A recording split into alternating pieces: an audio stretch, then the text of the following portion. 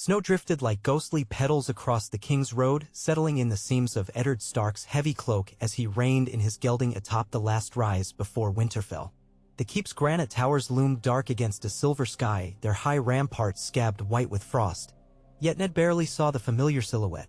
In the crook of his left arm, wrapped in a stained Targaryen crimson blanket, the babe stirred, no longer whimpering from the hard ride south to north, but blinking up at him with slate-gray eyes that mirrored Lyanna's.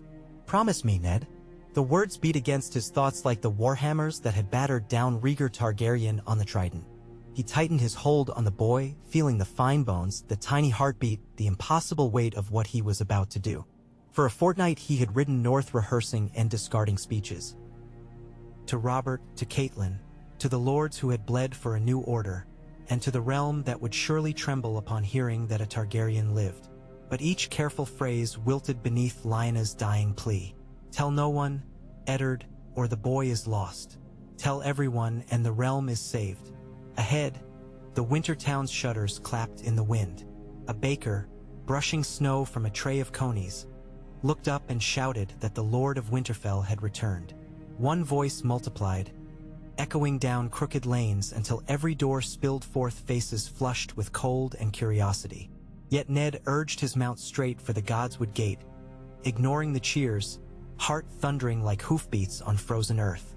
There, beneath the ageless heart tree, he would kneel, confess, and beg the old gods to make sense of a secret too large for any one man. The gods would pooled with twilight and the scent of resin. Catelyn waited beneath the weirwood boughs, a lamp in her gloved hand. Her breath misted as Ned approached, and her expression, relief turned swiftly to wary puzzlement, settled on the bundle in his arms. "Your letter said only that you were bringing home a child." She set the lamp upon a moss-covered stone and peeled back the blanket. The babe's fine black hair gleamed. Catelyn traced one small ear, then recoiled as if burned. "Dark as midnight. But his eyes, gray," Ned finished, voice rasping. "They may yet turn violet." He is the word caught, then broke free. "Rhaegar's son. And Lyanna's." The forest stilled. Snow-laden branches ceased their rustling, and an oilskin of silence burst between them, slick and ungraspable. Catelyn's face blanched, freckles stark against alabaster skin. "Rhaegar Targaryen's son. Alive. Here." She pressed knuckles to lips, searching his eyes as though the truth might shift to kinder shape. "You have brought a dragon into our hall, Eddard." "I have brought my sister's child," he corrected softly, but winter winds stole gentleness from his tone. "If I did not claim him, Robert would hunt him to the ends of the world. Yet I will not lie to you, Cat. Not about this. Lyanna swore me to keep him safe." "By naming him Stark?" Her voice cracked like thin ice. "By asking me to raise another woman's son beneath my roof while mine cling to your knee calling him brother?" A shudder traveled Ned's spine. He bowed his head, exposing the raw nape to wind and judgment. "Not Stark, nor Snow. I mean to reveal him as he is. Today." Catelyn's lamp flickered low, shadows dancing over the carved weirwood face. "Robert will rage." "Aye. But if I bury the truth, Robert's rage will find him later, fanned by whispers I cannot kill. Better to meet the fire openly." He gathered the babe closer. "There is no gentle path, only the one that is right." Catelyn brushed fingertips over the child's cheek, tears cooling to crystals on her lashes. "When Robert's wrath falls, remember that Winterfell too may burn." "I remember." He kissed her brow, tasting brine and iron resolve, then strode through the drifting snow toward the great hall where banners of dire wolf gray and crimson dragon would soon braid together or tear the realm apart. Word flew ahead of him on the wings of ravens and rumor. By the time Ned reached King's Landing 3 weeks later, the Red Keep buzzed like a struck hive. Small folk spoke of a Stark host mustering, of a boy with the wolf's eyes and dragon's blood, of omens seen in comet tales and the hoarse cry of crows. In the throne room, Robert Baratheon sprawled upon the Iron Throne, crown askew, a flagon of arbor red dangling from thick fingers. His blue eyes, once bright with victory, now flickered with shadowed suspicion. Beside him stood Jon Arryn, posted like a single white pillar beneath the great vaulted ceiling, and next to the hand-hovered Varys in plum-silk serenity. Ned's boots echoed upon the long black marble floor. He knelt, the babe pressed to his chest, and lifted his gaze to the king he had followed from the first rallying cry. "Your Grace," he said, each syllable honed by nights without sleep, "I have come to fulfill a brother's promise and to beg a friend's mercy." Lyanna's dying wish was that her son live free. Not as a pretender nor as a pawn to our enemies, but as himself. Here stands Jaehaerys, blood of Stark and Targaryen both. The name rippled through the hall in murmurs, colliding with the clatter of mailed hands on sword hilts. Robert's fist tightened about the flagon's neck until wine spilled dark across steel steps. Targaryen. The word slithered from between clenched teeth. One whelp escapes my vengeance, and you shelter it under your own roof? Did Rhaegar's ghost whisper this treachery, Ned? Or is it mad grief still guiding you? Ned rose, though every lesson of childhood bade him remain kneeling. He is the child of my sister, lord of my heart. I will not see him murdered for his father's sins, nor hidden behind lies that rot the soul of this kingdom, ours most of all. Robert surged to his feet, belly straining blue silk. A sword flashed from its sheath, echoing like thunder in a summer storm. Jon Arryn's hand shot out, catching Robert's wrist. Enough blood, your grace, the hand whispered, soft yet iron-bound. The rebellion won its crown. Do not drown it now in infant's blood. Robert's chest heaved. Sweat gleamed at his temples. Infant? He'll grow. Become a dragon, come again. I have a kingdom to secure, my sons, my heirs. You have a realm weary of war, Arryn answered, eyes pleading. The north will stand with its lord, and the vale stands with Eddard. Slaying the boy will shatter the peace we bled to forge. Peace. Robert spat the word onto burnished stone. Yet his arm faltered, the sword's tip dipped. He glared at Ned. Swear to me, swear on Lyanna's grave, that this child will never take up arms against my line. Ned met his gaze unflinching. I swear. Raise him with us under your watch, under mine. Let him learn the price of a crown before he ever dreams of wearing one. A tide of whispers broke against gilded pillars as lords exchanged uneasy glances. Cersei Lannister, cold as fresh-cut marble, studied the babe with an expression Ned could not read: curiosity, loathing, calculation, perhaps all. Robert lowered his sword. The clang of steel upon stone sounded final as a tomb door sealing. 7 hells, Stark. This mercy will haunt us both. He sheathed the weapon and strode down the steps, stopping before the child. Ruddy cheeks twitched. At last his callous finger brushed the boy's black hair. Jaehaerys, he muttered, tasting the name like sour wine. Dragon in wolf's clothing.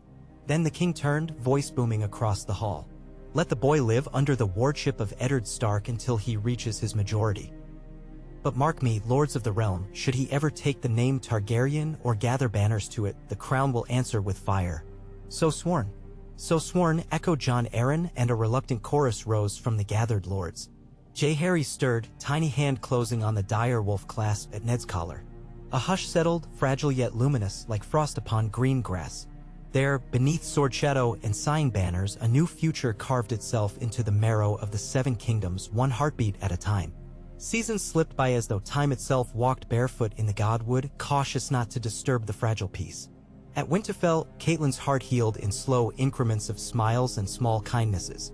She watched Jaehaerys toddle through sun-spangled courtyards beside Robb, Sansa, and the baby Bran, his laughter bright as spring runoff. Each night she prayed to the 7 for strength to love a dragonborn child, and found, first to her amazement, then to her quiet surrender, that the gods answered. The North, too, adapted. Liege Mormont swore that bears feared no dragon whelps. The Umbers declared any babe raised on snow and salt beef would be a northerner first. Lord Wyman Manderley composed a ballad celebrating Winter's dragon, sung in smoky taverns from White Harbor to Deepwood Motte. Still, whispers persisted of black-winged omens above the wall, of red priests foretelling a son of ice and fire, of ravens choosing red weirwood leaves for nests. Jon Snow he was not, yet the world insisted upon nicknames, and small folk soon called him Little Flame. Gray eyes tracked every flick of torchlight. When he laughed, Bran swore the hearth crackled louder. Old Nan dismissed such talk, babes and bonfires all the same. But even she crossed herself when Jaehaerys placed a smoldering coal on his palm and, giggling, blew until it glowed brighter rather than burning flesh. Winter was coming, the snows thickening when Robert's royal progress finally reached Winterfell. Baratheon banners snapped beside Lannister crimson, and Omen Catelyn felt more keenly than the dagger-sharp wind. King's men filled the great hall with raucous songs. Ser Jaime's gold and crimson cloak streamed behind him like the tail of some proud comet. Cersei passed through corridors perfumed in myrrh, her gown sewn with golden lions whose ruby eyes glared at every Stark who dared return her gaze. On the morrow, feasting commenced, whole boars, barrels of mead, tables sagging with harvest's last plenty. Children gathered near Ned's dais. Robb, sturdy and solemn at 12, kept Bran and the little tomboy Arya in check. Sansa's voice rose sweetly in a ballad of the winged knight. And Jaehaerys, now 6, lean-limbed, black hair falling to his shoulders, sat quiet beside Catelyn, fingers tracing carved wolves in the armrest. Robert, towering and flushed, downed horn after horn. Midway through the feast, he slammed his cup down, startling hounds beneath the tables. "Boy!" he boomed, crooked finger aimed at Jaehaerys. "Come here." Jaehaerys glanced at Ned. At his nod, the child rose. He moved with the feline grace of both his bloodlines, robes of gray trimmed pale blue swirling at his heels. He halted before the king's dais and bowed, unrushed and flawless. Robert grunted. "Stand tall. Let me look at you." The hall hushed. Torches leapt higher as though bracing for storm. Robert studied the boy's face, Lyanna's eyes, Rhaegar's jaw. Finally he barked a laugh, yet bitterness curled around each syllable. "You've your father's hair, gods help us, and your mother's glare." He leaned forward. "Tell me, lad, what does a dragon dream?" Jaehaerys' throat bobbed. "I dream of dire wolves chasing clouds, your grace, of hot springs in snow and the sound a sword sings before it strikes." Robert blinked, then roared with mirth. "Ha! A poet like his uncle. See, Cersei?" "No talk of thrones or dragon fire." He slugged wine. "Let him stay that way, Ned." Cersei's red-painted lips curved. "Children's dreams change, husband, especially when shaped by restless men." Robert waved her off and called for more wine. But Cersei's gaze lingered on Jaehaerys, green eyes narrowing as though tailoring invisible chains about his slender shoulders. That winter lingered long. Storms hammered the north, even the wall groaned beneath ice that birthed cracks like thunder. Ravens flew south bearing dire warnings, rangers lost beyond the haunted forest, strange shapes glimpsed under moonless skies. In Winterfell's library, Maester Luwin traced these tales through dusty tomes. Some nights Ned joined him, the two stooping over parchments lit by guttering candles, while Jaehaerys sprawled nearby atop a bearskin, deciphering runes beyond his years. One such night, Ned found the child asleep, a leather-bound treatise on dragon lore pillowed beneath his cheek. A line etched on the open page snagged Ned's eye. "In the house of the wolf shall dragon's blood lie hidden, until winter and storm entwine." Ned's breath chilled. He carried the boy to bed, but the words followed, whispering of storms both earthly and political swirling beyond walls of ice and stone. If ever Robert faltered, if Cersei wielded her ambition like wildfire, if dragon dreams coaxed Jaehaerys toward ancestry, peace might shatter like a mirror on stone. Yet dawn always followed the darkest watch. On the first spring day, the gods would bloomed early, white arcs of blossom crowning the weirwood. Jaehaerys and Robb raced beneath, Bran astride Robb's shoulders, Arya yapping behind like an eager pup. Catelyn watched, a smile soft as thawed streams. Frost still rhymed stone, but life thrummed loud. Ned closed arms around her from behind, cheek resting atop her hair. "You fear the future," Catelyn murmured. "I do," Ned confessed, "but I love the shape it takes in days like this. And if winter returns, then we meet it together, wolf and dragon both." Catelyn breathed deep, sunlight warming her face. "Then teach him well, Eddard. Teach him honor, teach him mercy, teach him our north.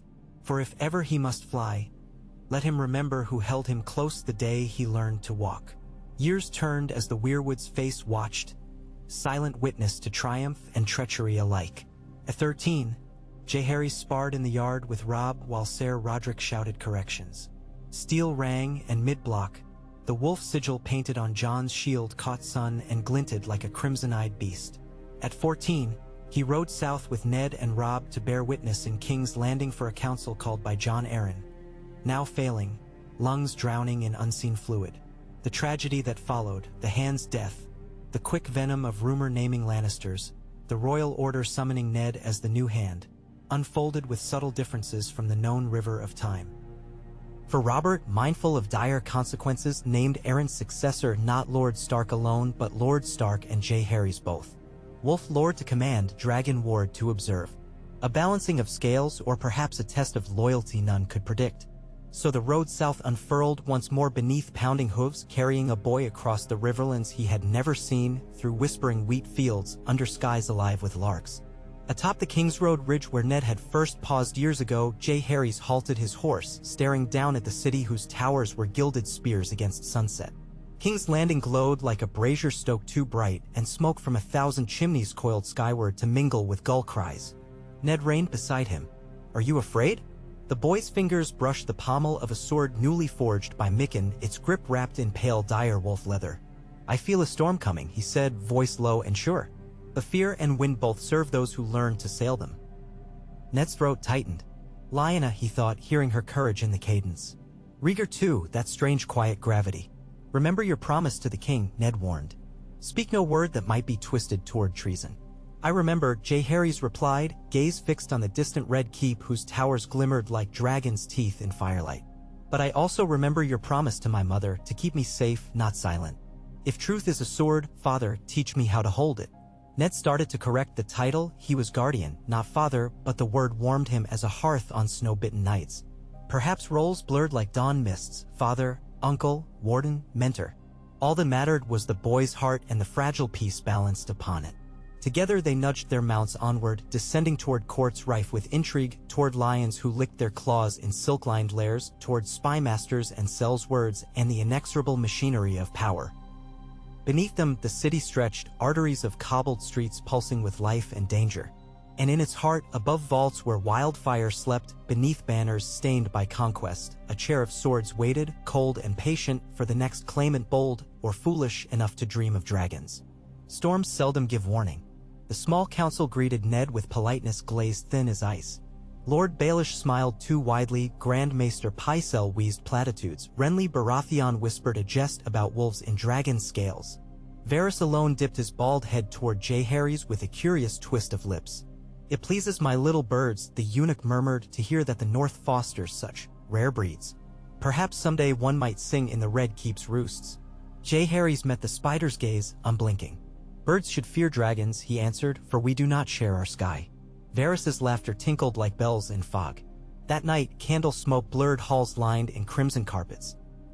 Servants scurried. Some paused to stare at the boy passing, as though seeing a ghost of the prince who had once sung in these corridors. Tapestries depicting Aegon's conquest fluttered in a draught, dragons embroidered in gold threads seeming almost to breathe. Within his chamber, Jaehaerys stood before a mirror of polished silver. He traced his features, Stark eyes, Targaryen hair. Belonging fully to neither, bridging both. A blade balanced on 2 points. He recalled old Nan's tales of ice dragons that breathed cold blue fire. Perhaps he was like that elemental opposites forged in single flesh. A sudden knock, Ser Jorah entered, pressing parchment.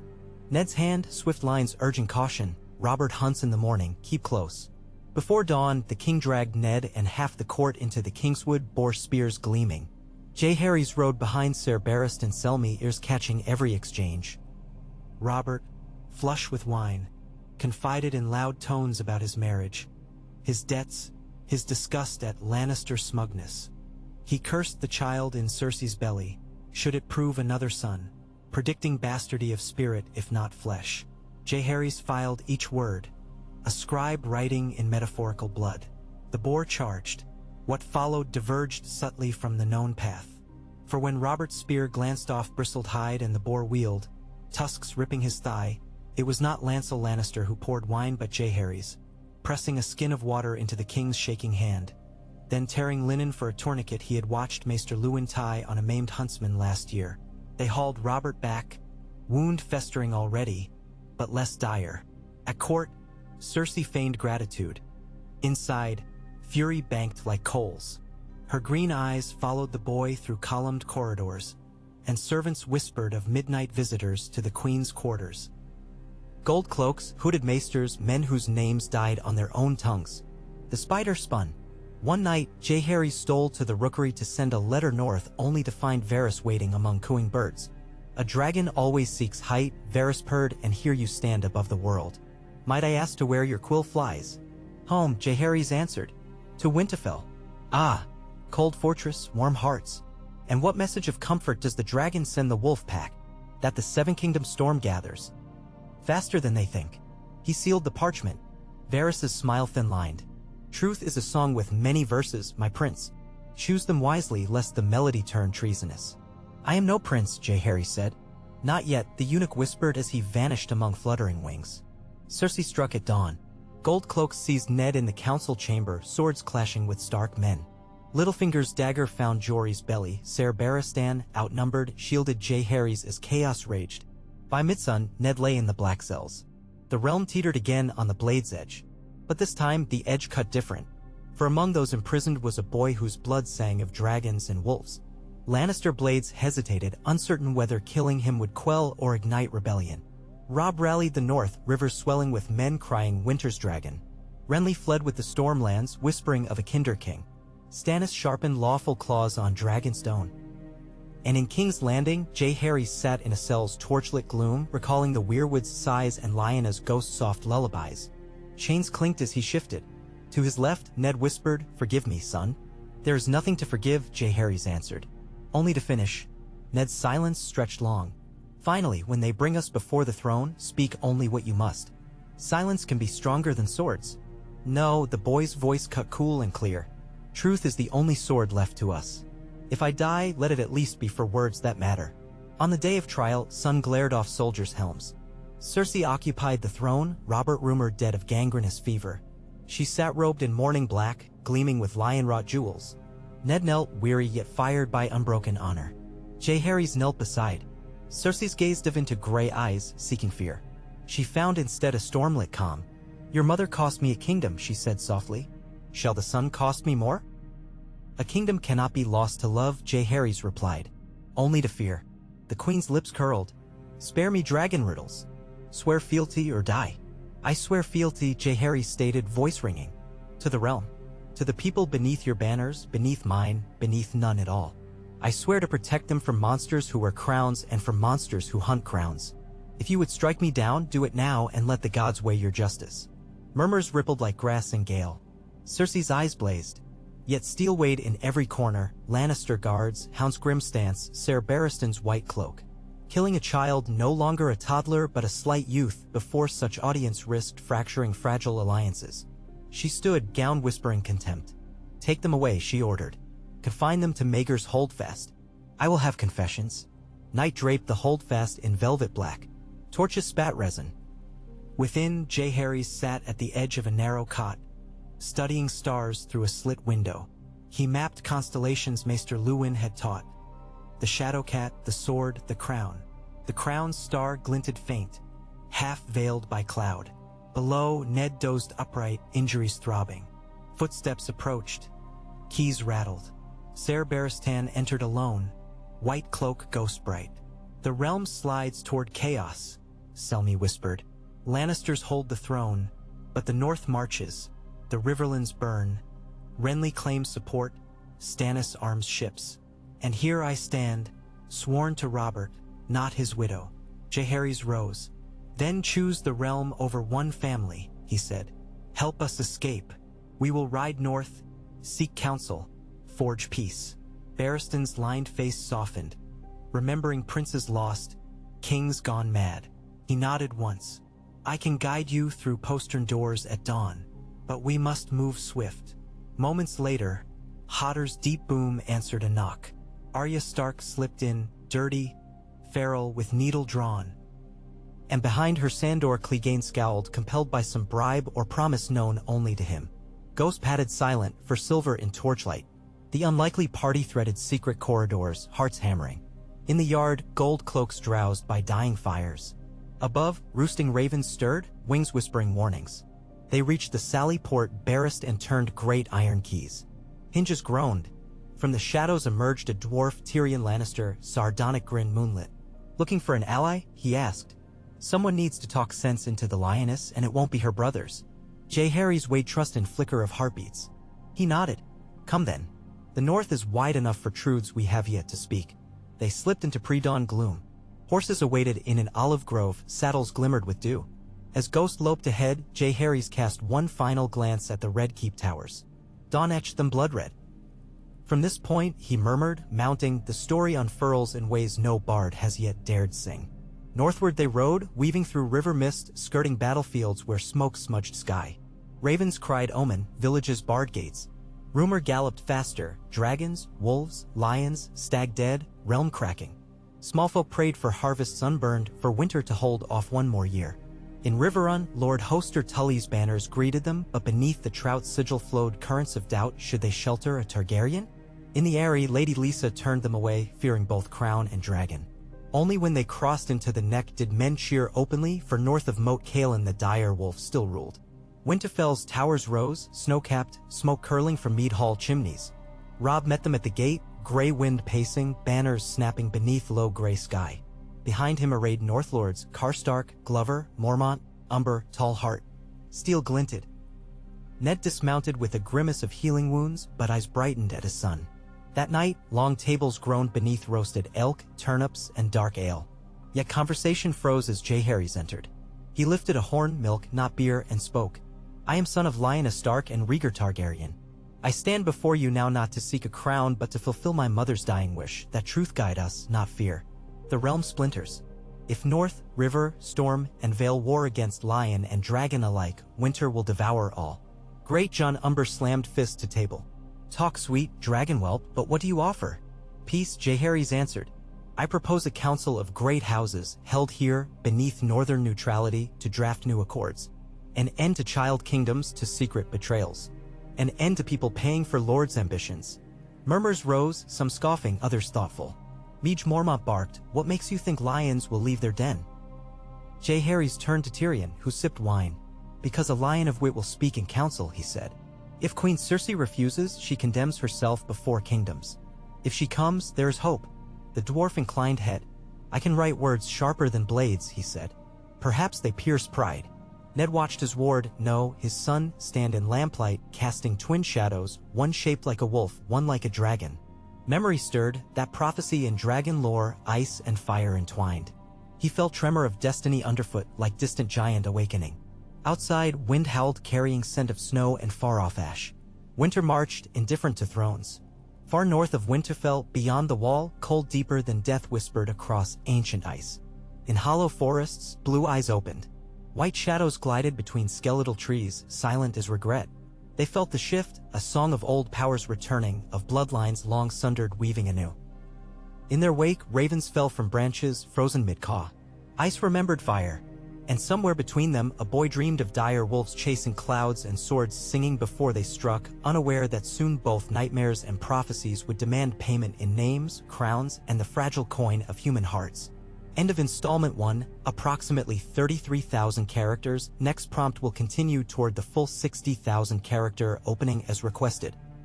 Maester Luwin's quill scratched late into the northern night, the castle around him sunk in a hush broken only by the distant call of an owl and the low hum of the hot springs beneath Winterfell's stones. Seated at the trembling end of a trestle table piled with open ledgers, he drafted summons bearing the dire wolf of House Stark interlaced with a single slender dragon in gray ink. Beside him, Jaehaerys dipped a second quill and carefully copied each name. Hoster Tully, Brynden Blackfish, Renly Baratheon, Stannis Baratheon, Mace Tyrell, Balon Greyjoy, Doran Martell, even Kevin Lannister. The candle between them had burned to a stub, guttering in the draft that prowled the library shelves, yet the boys' strokes stayed neat as sword edges. When the final sigil was set, Jaehaerys laid down his quill. There he said, voice still thin with youth but steady with purpose. Sealed by wolf and dragon both. Luwin affixed the wax, his ring sinking a direwolf's muzzle into the soft red. He studied the flame that licked his finger. Every raven we send returns heavier with peril than it left. Beware, my prince, that letters can be chains as surely as iron. Call me Jay, the boy answered softly. And chains or not, it is truth we send. The maester met gray eyes too old for their years, and for a heartbeat he saw the ghost of another boy, dark hair, fierce gaze, dreams of honor, sitting beside him decades ago. Brandon Stark had burned bright and fast. This one was colder fire, banked but no less dangerous. Truth, Luwin murmured, can melt or shatter. Let us hope these words are tempered steel. He blew out the candle. The ravens took wing at dawn, tearing vapors of hoarfrost with black wings. In the yard below, weapons clanged as Ser Roderick drilled new levies. Arya flitted among them, needle flicking, face smudged with ash to hide her grin. Bran, perched atop Hodder's shoulders, cheered each stroke. Robb watched from a parapet, Grey Wind's muzzle resting beside his knee, while Theon Greyjoy boasted of sea raids he had never fought. Jaehaerys stood with them until snowflakes dusted his lashes and the ravens vanished south. "They will return," Robb promised, "even if only to bring war." "We have war already," Jaehaerys replied. "What we need is a reason better than blood for it to end." Robb clapped his shoulder. "Then we find one together." The first answer arrived from the Eyrie, borne by a falcon rather than Stark raven.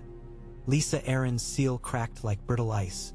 She declined the council, citing the Vale's peace and her young son's safety. Tyrion muttered over the words. "My sister's gossip has flown true. She's grown as closed as a mussel." He flicked the parchment into fire. Days later, 2 letters landed in tandem. One stamped with a crowned stag and golden rose, the other a red sun pierced by a spear. Renly Baratheon accepted, promising to ride with the Reach's might behind him. Doran Martell, bedridden in Sunspear, would send his niece Arianne in his stead. A subtle prince, Ned mused, and dangerous in his patience. Stannis' raven came last, Stark as his own banners, naming the throne Robert's by birth and his by right after Robert's death. He would attend, but only to judge treason. Cersei sent no reply. Winterfell transformed beneath the scramble of preparations. Carpenters raised a great ring of wooden benches encircling a high hearth in the outer bailey, large enough for 100 lords to sit in sight of each other. Wind carved snow into rippling drifts that men shaped into breast-high bulwarks, shielding the benches from northern gales. Banner poles sprouted like a forest, trout, rose, sun-ant spear, seahorse, crowned stag, and the dire wolf, tallest of all. Into this monochrome world processions arrived, injecting color like blood into new snow. First, Lady Meage Mormont rode at the head of 30 spear wives with green cloaks and bear claw brooches, greeting Catelyn by gripping forearms hard enough to bruise. "Let foes test us," she growled, "and they'll learn a northern bear bites harder than any lion." Days later, Renly Baratheon's columns crested the ridge, bright helms flashing emerald and gold. At their core trotted Lord Renly himself, gilded antlers sweeping back from his helm, a smile charming as summer rain. Beside him, Ser Loras Tyrell's armor bloomed with hammered roses. The camp they raised outside Wintertown smelled of citrus candles and arbor wines shipped nearly 1,000 leagues. Arianne Martell arrived shrouded in indigo seal silk, a thin line of Dornish spears at her back and a silent maester at her side. Desert sands still dusted their boots, yet the princess moved through wind and snow with unflinching poise, dark eyes studying every stone. At her introduction to Jaehaerys, she bowed lower than courtesy required. When she rose, a private smile curved her lips as though some shared secret already bound them. Tyrion watched the swirl of arrivals with avid interest, wagering casks of mead on the order in which each house would declare its cause. "We've a menagerie now," he told Jaehaerys over supper. "Just missing the lions."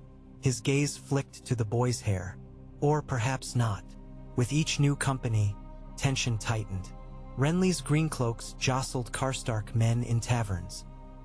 Dornish spears eyed Manderly knights across market stalls. Yet Ned's laws held. He forbade duels, curbed drunken disputes with fines paid in grain. When men muttered that their lord grew soft, Ned commanded deeper patrols along the King's Road, proving Winterfell's watch sharper than ever. Behind closed doors, nights stretched long with councils at fireside tables set under faded tapestries. Ned presided, Ser Brynden Tully flanking him, Roose Bolton silent as frost behind. Jaehaerys sat opposite Renly, parchment list of grievances unfurled, Robert's death, the false confessions forced upon Ned, accusations of Lannister incest scattered whisper-wide but never proven. Renly laughed often, but never when the question of succession surfaced. "My brother Stannis fancies himself iron law made flesh," he said one night, shifting fragrant wine between palms. "But law without love wins no realm. Storm's End remembers a siege that ended in onion broth, not legal writs." His gaze swept Jaehaerys. "And a dragon prince, no matter how northern, sparks fear in men who still smell the ashes of Summerhall." Jaehaerys replied evenly, "Fear without hope kills a realm just as surely." On a wind-bitten day near the equinox, Stannis Baratheon rode through Winterfell's gates with a wedge of gaunt soldiers, banners whipping black against the sky. He dismounted without flourish, cloak snapping, jaw set as if carved from basalt. In Ned's solar, fire crackled. Stannis stood rigid before the map table, absorbing each face. Ned, Catelyn, Renly lounging, Arianne leaning on a windowsill, Tyrion perched upon a cushioned stool too tall for his feet to touch the floor, and Jaehaerys at the corner, quill poised. "Where's the usurper?" Stannis demanded by way of greeting. Renly's brows shot up. "Which one? I've lost count. You know of whom I speak." Stannis's glare pinned Jaehaerys like a dead moth, the boy with treason in his veins. "He is here," Ned said quietly, "and will stand before this council as my ward." "Ward or weapon?" Stannis rapped knuckles on the map. "Robert's crown passes to me, uncontested by law. Any who deny it break oath and incite war. This council is but a pageant delaying the inevitable." Renly rose, voice silk hiding steel. "If lords follow your claim, brother, why ride north rather than rule from King's Landing?" "Because my nephew Joffrey sits the throne with Lannister blades at either elbow." Stannis's voice tightened. "Robert's bastards number thicker than summer gnats, yet Joffrey is none of them. Baratheon black gives way to Lannister gold, proof enough." He flung a parchment, a careful lineage traced by Jon Arryn before his death. "The boy is illegitimate. Robert's heirs are bastards, so the throne is mine." Silence cracked like kindling. At length, Arianne Martell spoke, voice soft but resonant. "Legitimacy drawn in ink matters less than loyalty sheltered in the heart. Dorne remembers Mad King's blades, yet those blades served lawful crown." Her gaze lingered on Jaehaerys. "Blood alone does not rule." Stannis rounded on her. "You talk of heart while your father plots vengeance for sisters long dead. And you, Stark, hide a dragon, but will you name him king next?" Ned's fists curled. "I name no king here. I pledge only to shield the realm from rage and folly." Jaehaerys inhaled, trembling in collarbones. He laid quill aside. "Lord Stannis," he began, voice carrying a note of ringing metal, "if law is your sword, wield it in open court, not shadowed corridors. Summon Queen Cersei, summon her children, summon maesters to test blood. Winterfell will host the trial. Let the realm decide with eyes wide." Stannis stared at the boy who dared instruct him. "You presume beyond your station." "I presume nothing." Jaehaerys kept gaze steady. "The truth you carry cannot rule if hidden beneath threats. Show it." A flicker passed through Stannis's rigid mouth, resentment, admiration, Ned could not tell. At last he gave a single curt nod. "So be it. I will send terms to King's Landing." Tyrion clapped tiny hands softly. "And while quills dance, the small folk starve." He fixed Renly with one dark eye. "Highgarden's wagons groan with grain, perhaps they roll north instead of south?" Renly opened hands in easy grace. "The reach feeds loyalty, not rebels." "Then feed peace," Catelyn said, tone sharp as frost. "Bread is cheaper than blood." Renly bowed to her. "A lesson I will remember." Throughout that tense fortnight, Winterfell buzzed like a disturbed hive. Tournaments sprang up on frozen fields where Reach Knights tested lances against Karstark axes, wagering silver stags on unhorsings. Dothraki sellswords in Renly's pay galloped circles around northern Garrons, their braids whipping. Dornish spears sparred shirtless in snow, steam rising from their skin. Fights broke out nightly, quelled by Roderick Castle's mailed fist and the giant presence of Sandor Clegane, who stalked taverns at Ned's behest. Yet Jaehaerys found an unlikely calm in the Godwood. He spent hours beneath the heart tree, eyes closed, fingertips brushing red leaves. Bran sometimes joined him, small face earnest. "Can you hear them?" Bran asked one dawn when mist coiled around trunks like sleeping wyverns. "Hear what?" "The old gods," Bran whispered. "They talk in the rustling." Jaehaerys listened, heart-thumping. Wind sighed through branches, and for a breath he felt warmth trickle up his spine though the air was biting. His mind filled with images, a dragon of ice swirling through snow clouds, a direwolf standing on a field of blades, a stag kneeling before a scarlet-eyed lion. He opened his eyes, pulse loud. Bran watched him. "Sometimes," Bran said with childish gravity, "they show me dreams that walk." "Dreams can be warnings," Jaehaerys murmured, "or promises." Bran shrugged. "Or just dreams." News from the south arrived on frost-crusted feathers. Cersei refused a northern trial. Joffrey named himself true king and commanded Stannis kneel. In the same breath, he stripped House Stark of titles, declaring Ned traitor still and branding Jaehaerys a false pretender. Kevin Lannister's signature below offered slender proof the letter was council-sanctioned, yet its words reeked of a queen's bile. Stannis held the parchment before the gathered lords. Flames hissed and the hearth guttering under wind that snuck down chimneys. "The queen's answer," he said, and threw it into the fire. "So we moved to war."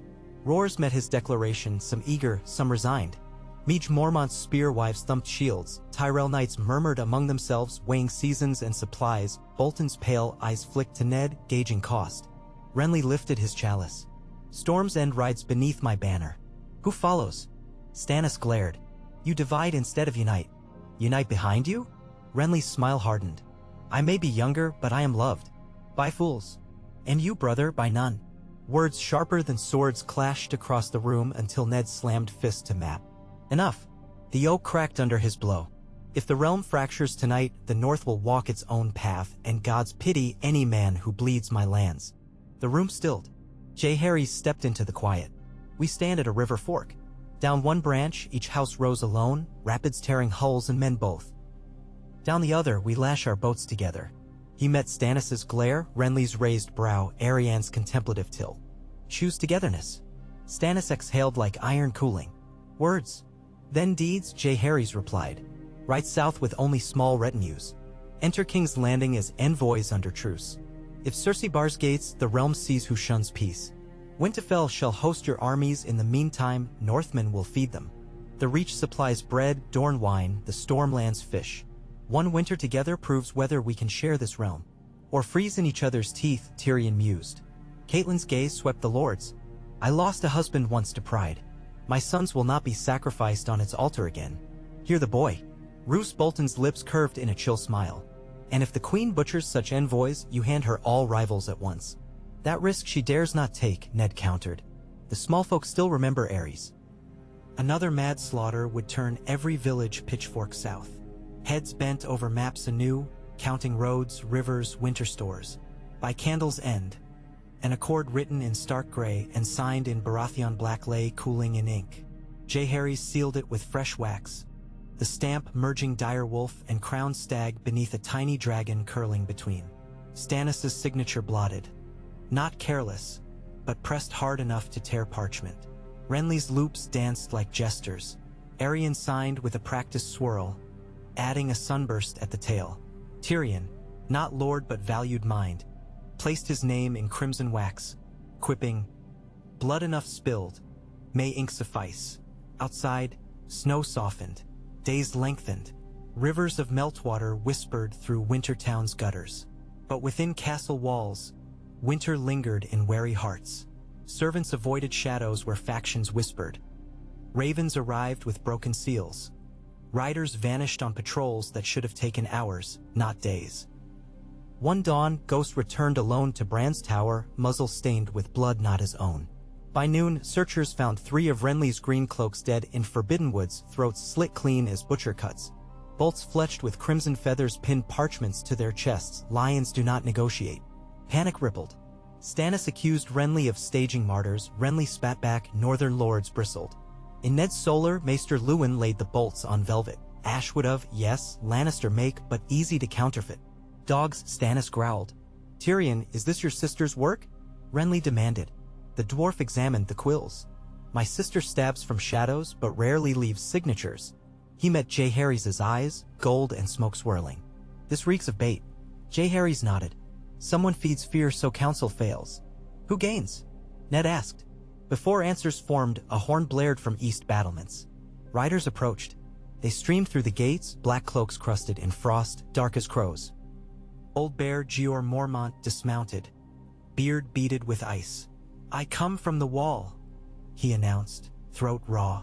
Night's Watch seeks men and aid, for beyond the ice death moves. His tale spilled across the great hall that night. Rangers lost, whites risen, wildlings herded by fear south. He unwrapped a hand, severed, blackened, still twitching though months dead. Flavors of sorcery souring the air. Hushed gasps answered. We need men, Mormont finished, and blades of true steel. The Watch may be sworn to no king, but we guard every realm. Stannis folded arms. The threat of fairy tales while thrones shatter? Convenient distraction. See with your own eyes. Mormont hurled the dead hand onto the table. Tyrion recoiled. Arianne's maester studied the writhing fingers. Ned's jaw tightened. He remembered tales of the long night sung around hearths but never believed. J. Harry's traced the chill emanating from the limb. Ice remembers fire, he murmured. recalling Bran's dream. Renly pressed 2 fingers to the corpse's wrist, wincing at cold. No heat left, yet it moves. The dead should stay dead, Catelyn whispered. They do not, Mormont said, and they march. Councils collapsed into new urgency. Grain lines redrawn, men pledged to the wall in rotating cycles. Stannis offered galleys to carry supplies east along White Knife and up Queen's ground streams. Renly promised masons to repair the 100 fortress towers along the wall. Arianne, to surprise, pledged Dorne's glass candles, rare lore meant for vigilance, and archers accustomed to searing desert sun who would now face polar night. Yet still the question of kingship chafed. Stannis refused to sign any pact that did not end with homage to his claim. Renly gathered reach support, naming people's love as rightful throne. Ned balked at both, fearing union would splinter. Jaehaerys paced the empty library, words of old Nan echoing. Only a dragon could stitch rock and storm and sun into single coat. In the chill beyond midnight, Jaehaerys sat before the hearth tree. Snow whispered from branches, settling upon his hair like ash. He closed eyes, let breath slow until the steady pound of his heart matched the distant waterfall beneath the crypts. Behind shuttered lids, visions stirred. A woman of smoke crowned in blue flames stood upon an endless field of white, crying blood. A stag lay impaled on a bed of rose thorns while a lion devoured its own cubs. A throne of swords melted into river ice, and from the water rose a wolf and dragon bound by silver chain. He reached for the chain, felt its cold bite, and understood. It was forged of choices yet to come, links hammered by every tongue that spoke or silenced truth. When his eyes opened, Ned knelt opposite, cloak dusted by snow. "Your dreams trouble you," Ned said, "no more than my waking hours." They shared silence until Jaehaerys asked, "Father?" He used the word intentionally, felt Ned's slight jolt. "If wolves and dragons cannot share the same sky, should one be caged?" "Neither should," Ned replied. "But skies are wide. It is men who build cages." "Stannis will never bow to Renly," Jaehaerys said. "Renly will never bow to Stannis. And if I rise, they will call me conqueror." Ned's breath fogged, then cleared. "So conquer fear, not crowns. Show them a battlefield where no blood is shed." Jaehaerys frowned. "How?" "Give them a greater enemy." Ned's gray eyes met his, same shade, mirrored decades. "You have seen that enemy through Lord Commander's tale. Let the lords ride north to face it. Shoulder to shoulder. Titles matter less when death wears no badge. The wall. Aye. And if they survive, perhaps they'll deem thrones small things." Jaehaerys considered the vast sweep of ice, the creeping dead. "Some will call it folly. Some called Robert's rebellion folly." Ned laid a gloved hand on the boy's shoulder. "I have lived long enough to know follies can forge futures." Snowmelt turned to sleet, the morning banners mustered. Horns brayed across Winterfell's bailey as column after column aligned, wolf banners interwoven with crown stag, rose, spear sun. Atop crenellations, small folk gaped at the kaleidoscope of colors. Horses danced, steaming breath. Black brothers of the watch stood ready to guide the march. Ned addressed the gathered host from atop the gatehouse. Wind dragged words across thousands, men of every kingdom, north, south, east, and west. We ride not for conquest, but for life itself. The long night stalks again. Let our unity be the fire that drives it back. Roars echoed off walls. Stannis raised his sword, shining dull silver in weak sun. "Steel and faith," he cried. Renly swept antler helm high. "For the realm." Meej Mormont hefted axe. "For the living." Jaehaerys climbed Ghost Hill, a low rise outside the walls where children often sled in winter. From there he watched the columns snake northward, a living river. Entering the godwood, he knelt beneath the heart tree. "I carry their hopes," he whispered to pale bark. "Let me not break." Closing his eyes, he felt again the flow of sap under bark, the pulse of earth warmed by hot springs far below. A whisper touched his mind, no language, but knowing. Root and frost, fong and flame, the promise that balance can be forged of contrasts. He opened his eyes to find a single red leaf drifting down, settling upon his palm like an ember that never burns. He tucked the leaf into his breast pocket and strode to mount his horse. The march north carved tireless miles. Through the wolfswood, columns threaded ancient trunks thick as castle towers. Renly's bright capes dulled to pine needle green, Dornish spears shook from cold but pressed on. Knights camped under auroral skies, fires crackling. Men traded songs, Reach ballads, Stormland drums, Dornish laments, northern dirges. Slowly suspicion thawed. A Karstark man shared mead with a Tyrell archer. A Stormlander taught a Bear Island spear wife to dance clapping jigs. Laughter replaced old grudges, at least for a night. Then came the first dead. Rangers found them outside abandoned Whitetree village. Two farmers glazed in ice, eyes blue as midday sky though dawn's sun rose crimson. Their arms were raised as if clawing at invisible foes, their feet left tracks pointing south. Ser Roderick ordered pikes burned, corpses given watch pyres. Flame devoured them with eerie green tint as pockets of frozen sap hissed. Men muttered. At Eastwatch by the sea, the wall reared ghost white, higher than cathedral spires, sheer and merciless. Wind knifed down its face. Garrison torches flickered like lonely stars. Jeor Mormont greeted the host with hollow eyes. More dead walk each night, he said. We cannot patrol all. Stannis, Renly, Arianne, Ned, and Jaehaerys ascended the wooden lift, creaking skyward. Atop the wall, the world spread like an altar of ice and distant storm. Clouds massed purple in the far north, curling tendrils of snowfall wandered like serpents. Renly shivered under foxfur. Stannis pressed gloved hand to the frozen rampart. Jaehaerys felt the cold seep like prophecy up his bones. Jeor pointed north. There, do you see? Shapes moved, vague as memory, a line of pale figures cresting a snow dune, vanishing, reappearing closer. One raised an arm, frost glittered along bone. Cold seeped deeper until breaths fogged thick as wool. Renly swallowed. Sweet 7. Stannis stood unmoving. I will need dragaglass and men of iron. Jaehaerys whispered, and fire. Ned exhaled, gaze distant. Winter is not coming, my friends. It is here. Below the wall, camp stretched, tents, forges, supply wagons. Tyrion oversaw a line of blacksmiths shaping dragonglass arrowheads imported from Dragonstone's obsidian mines, each head dipped in oil to keep from shattering. Dornish glassworkers taught Reachmen the art, Northmen felled pine for shafts. Jaehaerys visited forges nightly, eyes reflecting ember glow. Once he found Arya there, face smudged, hammering a shard into a slim stiletto. She grinned. For when dead men creep. Sandor Clegane supervised, muttering curses about children and knives, yet never stopped her. One dawn, Davos Seaworth arrived bearing news. Melisandre of S. High, Red Priestess, waited with Stannis at a cliff-edge chapel carved of ice. Jaehaerys went, flanked by Ghost and Bran. Melisandre's eyes shone like coals. She greeted them, palms warm despite frigid wind. Azor Ahai comes, she said, gazing at Jaehaerys' face. Light and dark forged anew. I saw you in flame. I am no savior, Jaehaerys answered. Only a boy seeking peace.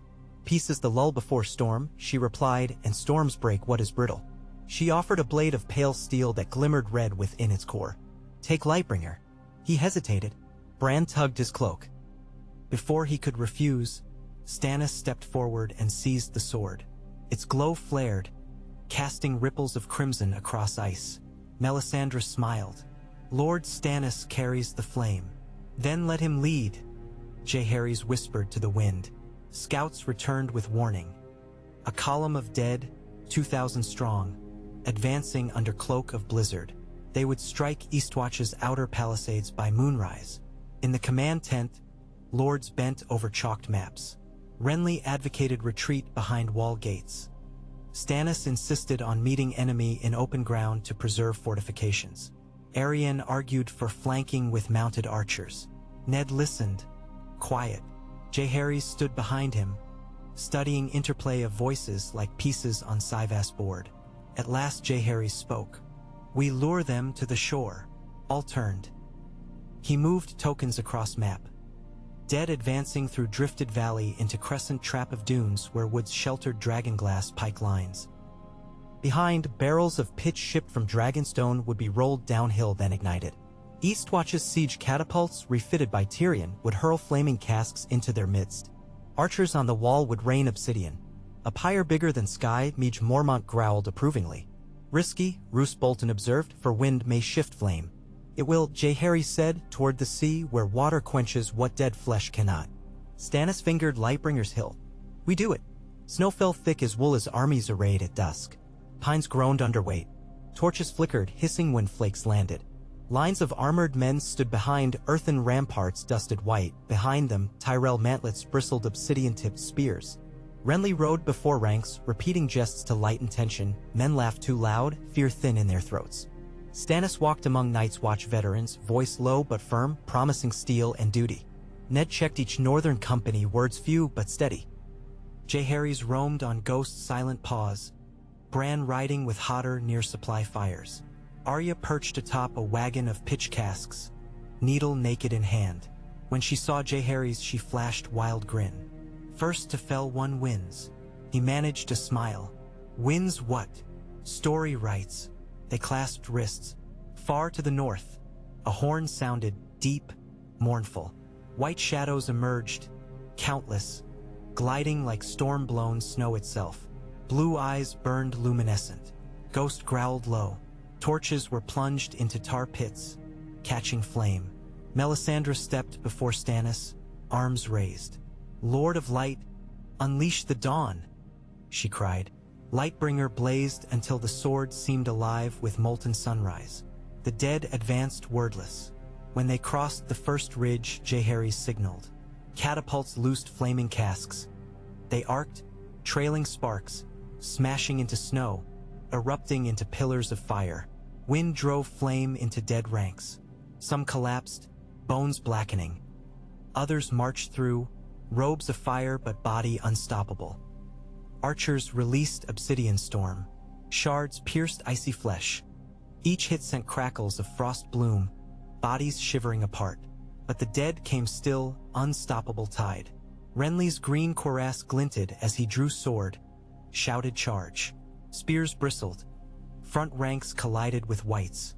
Jaehaerys fought beside a Mormont spear wife, obsidian dagger in hand, slicing through cracked bone.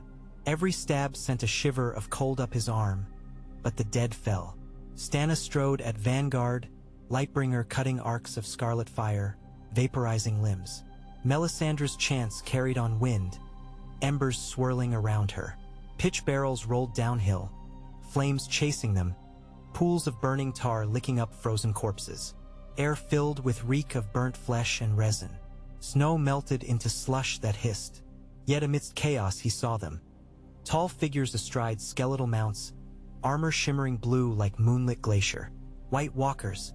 One raised an icy spear and hurled. It skewered a Tyrell knight, freezing armor on impact. Another strode toward Stannis, blade of crystal unearthly sharp. Jaehaerys sprinted, feet sliding. Ghost leapt, fangs at walker's mount, toppling horse and rider. The walker rose, swung sword. Ghost dodged, but ice blade nicked flank, sending up plume of frost. Ghost yelped but steadied. Jaehaerys faced the walker, cold-pulsed, breath freezing. He parried with dragonglass, shard shattered on impact. The walker's empty gaze reflected his own face. Arya appeared behind, stabbing Walker's calf with her slender stiletto. Frost cracked. The walker staggered, pivoting. Jaehaerys seized the moment, scooped broken pitch torch from snow and slammed its flaming head against crystalline chest. Crack! A spiderweb of fissures radiated. The walker shrieked, sound like icebergs splitting. Arya thrust again. The figure burst into shards, snow flurrying outward like splintered diamond. They shared stunned breath, then dove aside as explosion of frost swept. Elsewhere, Stannis dueled second walker. Lightbringer rang, crystal blade hissed. Sparks of steam flashed each impact. Stannis' jaw clenched. With a final roar, he drove flaming sword through Walker's helm. The creature shattered into glittering hail. Whites wavered, blazing pitch advanced, herded by wind into massive corpses. Renly's cavalry wheeled, horns blaring. Night's Watch archers loosed final volley. Flame blossomed across shore, roaring wall of orange and green. The dead, leaderless, collapsed. Those beyond flame turned and shuffled north, repelled for now. When dawn broke, the sky blushed rose, ice-steamed. Survivors staggered among charred heaps, searching comrades. Bran knelt beside fallen Mormont men, eyes tear-bright. Sandor Clegane limped, helm lost, escorting Arya whose tunic dripped walker shards like crystal beads. Torrhen Karstark hugged a Tyrell squire, both sobbing relief. Jaehaerys stood in slush, ghost leaf pressed to his heart, staring at horizon where figures retreated beyond sight. The war not ended, only first battle won. Ned approached, face lined but eyes alive. "You fought well. I fought." Stannis stalked over, Lightbringer dim. "The wall holds another day." He glanced at Renly approaching astride Muddy Horse, helm dented.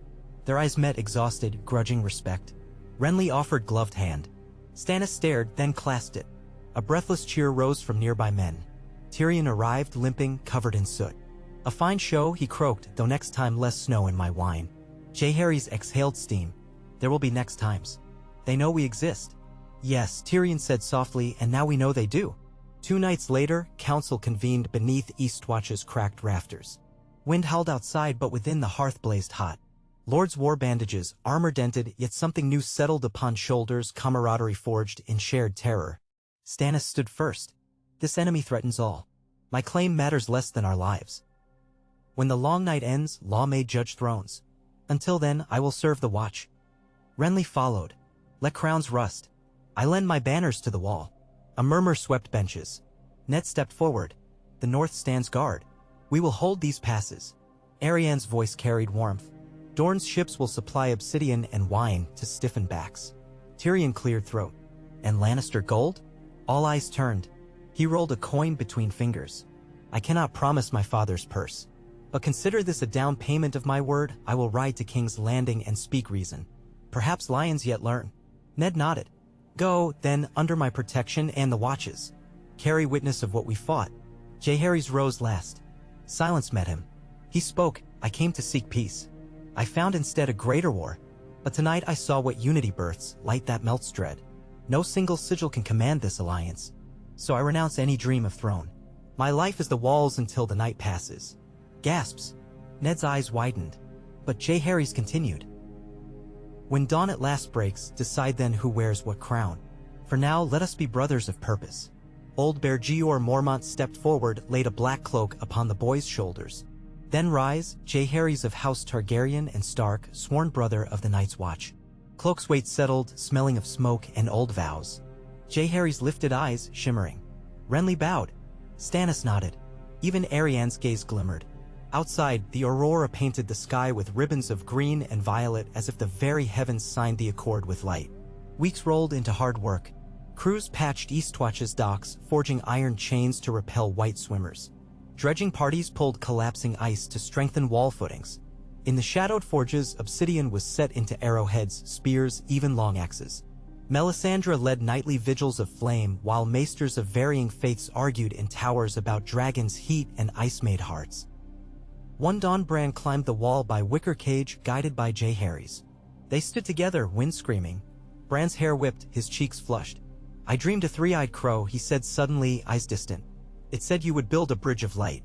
Jaehaerys touched the ghost leaf in his cloak. "Perhaps we already have." Far south, Casterly Rock echoed with dissent.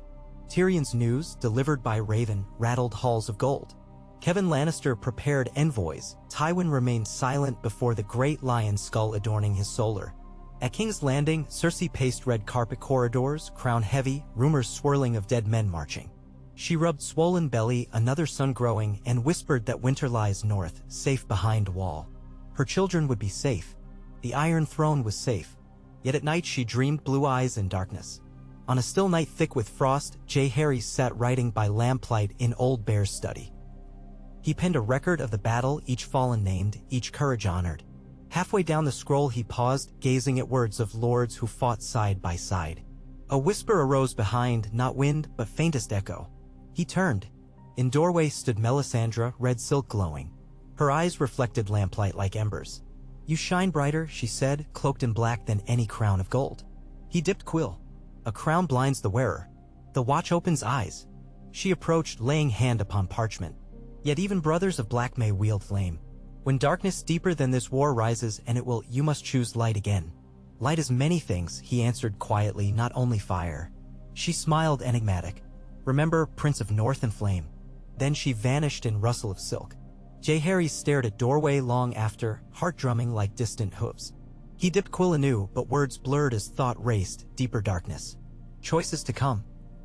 Outside his window, the aurora shimmered harsher, streaks of crimson bleeding through jade. He wondered if sky itself warned of battles yet unseen. Months passed. The Alliance fortified the wall, sending sorties to cripple white gatherings, burning corpses before they rose. Losses mounted, but unity held. Ravens flew with daily counts, grain wagons rolled up King's Road escorted by mixed patrols in mottled crimson, green, gold, gray. Small folk, hearing of the wall's defense, began prayers for the Black Host. Songs brewed in taverns, ballads of the Little Flame, of Lightbringer, of the Bear and the Rose. In remote Weeping Water, a seaborne storm dashed ships upon rocks. Survivors spoke of shadows beneath waves, wights drowned yet stalking. Journals of drowned men reached Eastwatch, urging vigilance across seas. Plans formed to outfit galleys with dragoglass ram heads. Renly, ever restless, supervised training of a new order. Rangers Green, a unit mixing knights and spear wives, pledged to swift strikes beyond the wall. He coaxed laughter even from Stannis once when Snowball ambushed the elder brother during inspection. Stannis spent nights in Melisandre's company learning prayers of Lawler, yet tempered them with Watch's oath. He ordered Lightbringer sheathed unless true need. Arianne organized Dornish glass artisans to teach free folk craft, dragonglass nappers shaping arrowheads for tattered clans who fled before the dead. In exchange, wildlings guided patrols through secret valleys, melting ancient enmity somewhat. Ned commanded the Ambry, a war council of scribes documenting tactics, distribution, and casualties for future generation. He wrote by dawn glow, beard silvering. In margins, he penned letters to Robb, now commanding Winterfell in his father's stead, urging patience and thanks. One windswept midnight, horn blasts tore camp awake, 3 long wails, the call of others. Men rolled from cots, scrambling for weapons. But scouts returned reporting no breach. The horns sounded from Black Gate. Someone came south through the wall's hidden tunnel. At the gate, torches revealed a man near skeletal, draped in patchwork furs. His beard frosted white, but eyes burned wild amber. Behind him trudged a mammoth shaggy and tired. Tormund Giant Bane, Mormont identified. Wildling Raider. Tormund raised hands. Raid no more. Mance Raider sends me to treat. They brought him to Eastwatch's hall, where Stannis, Renly, Ned, Arianne, and Jaehaerys waited. Tormund's laughter boomed. Southron kings many as mothers of bastards. Speak, Stannis growled. Tormund sobered. 10,000s free folk flee. The Night King, that name we mutter now hunts us. Mance wants safe passage south. Through the wall? Ned asked. No wall, Tormund said, voice low. He marches around East Sea frozen solid now. Your galley's no match for ice. Cold settled deeper than marrow. Jaehaerys asked, how long until he reaches shore? Tormund shrugged. Moon or 2? Renly cursed soft. Stannis tapped Lightbringer's pommel. We hold coastlines, burn ice. If wildlings aid, they pass. Ned glanced at lords. And in return? Tormund grinned toothless. We fight with you. Dead man's bones make poor ale cups. So began evacuation south of the free folk, ragged columns escorted by mixed knights and spear wives flanked by Dornish archers. Some northern lords balked, memories of raids and burning barns raw. But Jaehaerys spoke at moods, reminding wolves that pack endures by numbers. Liege Mormont swore oath of guest right extended to any who bore obsidian blade. Umbers grumbled yet allowed tents on their fields. In King's Landing, Cersei's spies carried tales of alliance with wildlings, of renegade kings sharing bread. She decried them all traitors, but rumors of blue-eyed dead found ears even in Flea Bottom. Breadlines grew long. The Queen's coin poured into Sellsword companies instead. Tyrion met with Kevin outside Lannisport, persuading his uncle to dispatch grain north. Better feed wolves than feed dead, he said. Kevin's stiffness softened. He agreed to send ships by spring. Spring teased the world when ominous sign rippled through sky. A crimson comet streaking beyond wall, tail like dragon's breath. Men remembered the one that heralded dragon's rebirth years earlier in Far East. Though those whispers remained unconfirmed, omen weight pressed. Melisandre declared the comet a sword of fire, signifying final forge of Azor Ahai. She pressed Stannis to ride deeper north, to shatter Night King at heart. Stannis hesitated, loyal now to unity, yet desire for destiny burned. He convened council at dawn. They argued under pink light. Renly refused to split forces. Ned counseled caution. Arianne proposed scouting first. Jaehaerys listened, then asked to speak alone with Stannis. In guarded alcove, he said, I know you desire victory that crowns you, but alone you fail. Stannis's jaw flexed. I saw you shatter Walker. Did you see fear in my eyes? I saw fire, but fire unchecked burns friend and foe. Jaehaerys placed ghost leaf on Stannis's palm. Balance it with ice. Stannis studied the fragile red. Symbolic words won't fell dead kings. Then take my counsel. Choose champions, small, swift, ride north, find Night King's host, strike with surprise. If you succeed, world sings your name. If you fall, host remains intact to fight behind wall. Stannis regarded him. Will you ride? Yes, Jaehaerys said. But not alone. Thus formed the Pact of 12, a vanguard of varied blades. Stannis Baratheon wielding Lightbringer, Melisandre cloaked in red, Renly Baratheon on golden-antlered steed, Miege Mormont hefting great axe, Arion Martell with sun-forged spear, Sandor Clegane, helm once more, Tormund Giantsbane carrying warhorn. Davos Seaworth with dragonglass hand-axes, Brienne of Tarth sworn to Renly's banner, Ygritte, flame-haired archer of the Free Folk, Jon Umber's son Small John bearing massive club, and at their heart, Jaehaerys, obsidian longsword newly forged, ghost pacing. Ned wished to ride, but duty held him south to lead armies should 12 fall. He clasped Jaehaerys in fierce embrace. Remember honor, he whispered, voice breaking, but remember life first. Catelyn pressed kiss to boy's brow. Return to us. Bran watched, eyes deep as wells, and murmured, the chains grow. Arya thrust a dagger into Jaehaerys' belt. For quiet work. They rode beyond the wall, past ruins of Craster's Keep, into pale wastes where even wind knelt silent. Overhead the comet painted red gleam that reflected off ice like blood on steel. Days passed without sun. Nights lit by ghostlight halos. Once they encountered a frozen lake where hundreds of white corpses lay trapped beneath glassy surface, faces pressed upward in eternal scream, blue eyes glowing. Melisandre's flames dimmed near that place, but Jaehaerys felt warmth inside, chest pulse brighter, leaf in pocket fluttering though no wind blew. They pressed on, following wolf tracks, ghost-scented footprints of dead that never melt. On the 9th night, fire sparked along horizon like faint stars. They crept to ridge and spied Night King's host, tens of thousands arrayed circular around ice spire rising from frozen river. Atop spire, a throne of ice crowned by twisted horns. Night King stood there, tall, armor woven of ice blades scarcely seen. His eyes blazed unnatural sapphire. The 12 crouched behind wind-carved ridge. Plans whispered, Melisandre would conjure wall of flame to divide host, Renly and Miege to flank, Davos to free captured living tethered to spire, wildlings hung as lures. Tormund would sound horn to call free folk allies hidden beyond glacier. Stannis, Brienne, Small John, Sandor, and Jaehaerys would ascend spire, Lightbringer and Obsidian to strike Night King. All nodded, hearts hammered. Melisandre kissed Lightbringer, muttering Valyrian prayer. Flame along blade flared white. She spread arms. Fire spiraled from her palms, exploding across ice fields, carving molten trench. White ranks parted, shrieking. Renly charged left on stallion, Miege right. Ygritte's arrows whistled. Tormund's horn bellowed, echo shaking stars. From northern caves poured free folk allies, screaming vengeance. On spire steps, White's formed shield wall. Sandor's great sword cleaved. Small John smashed. Brienne's blade danced. Stannis cut a path, Lightbringer searing limbs. Jaehaerys followed, Obsidian kissing ice armor. Leaving fractures sparkled. They reached platform.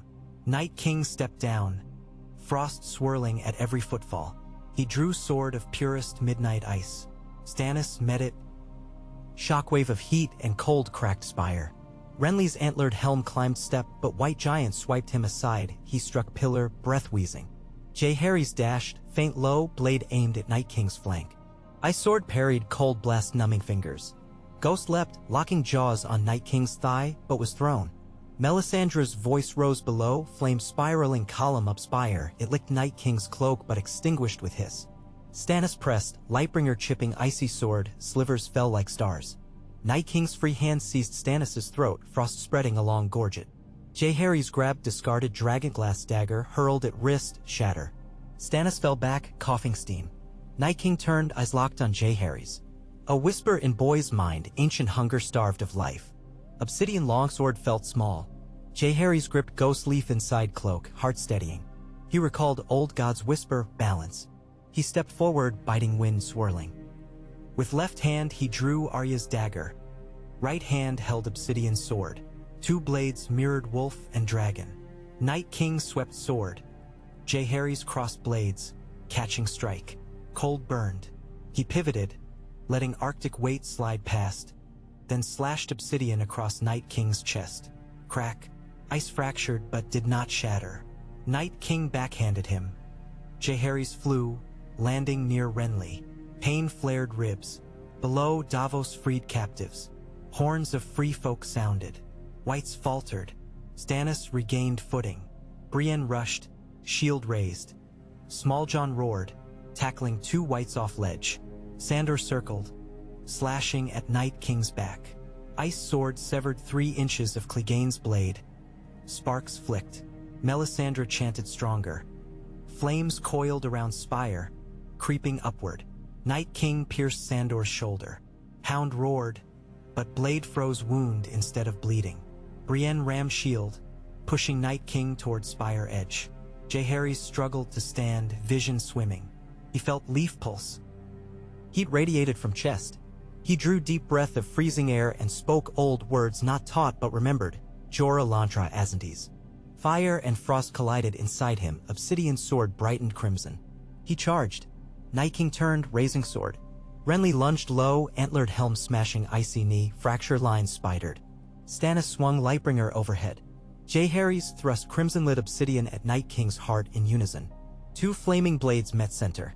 A sound like shattering galaxies erupted. Light exploded, white, red, blue, blinding. He felt heat and cold equalize, then silence. When vision cleared, icy throne collapsed, shards tinkling. Where Night King stood, only a scattering of frost motes drifted, dissolving in dawn's first rays cresting horizon. Whites across field stuttered, collapsed like puppets whose strings severed. Undead tide stilled.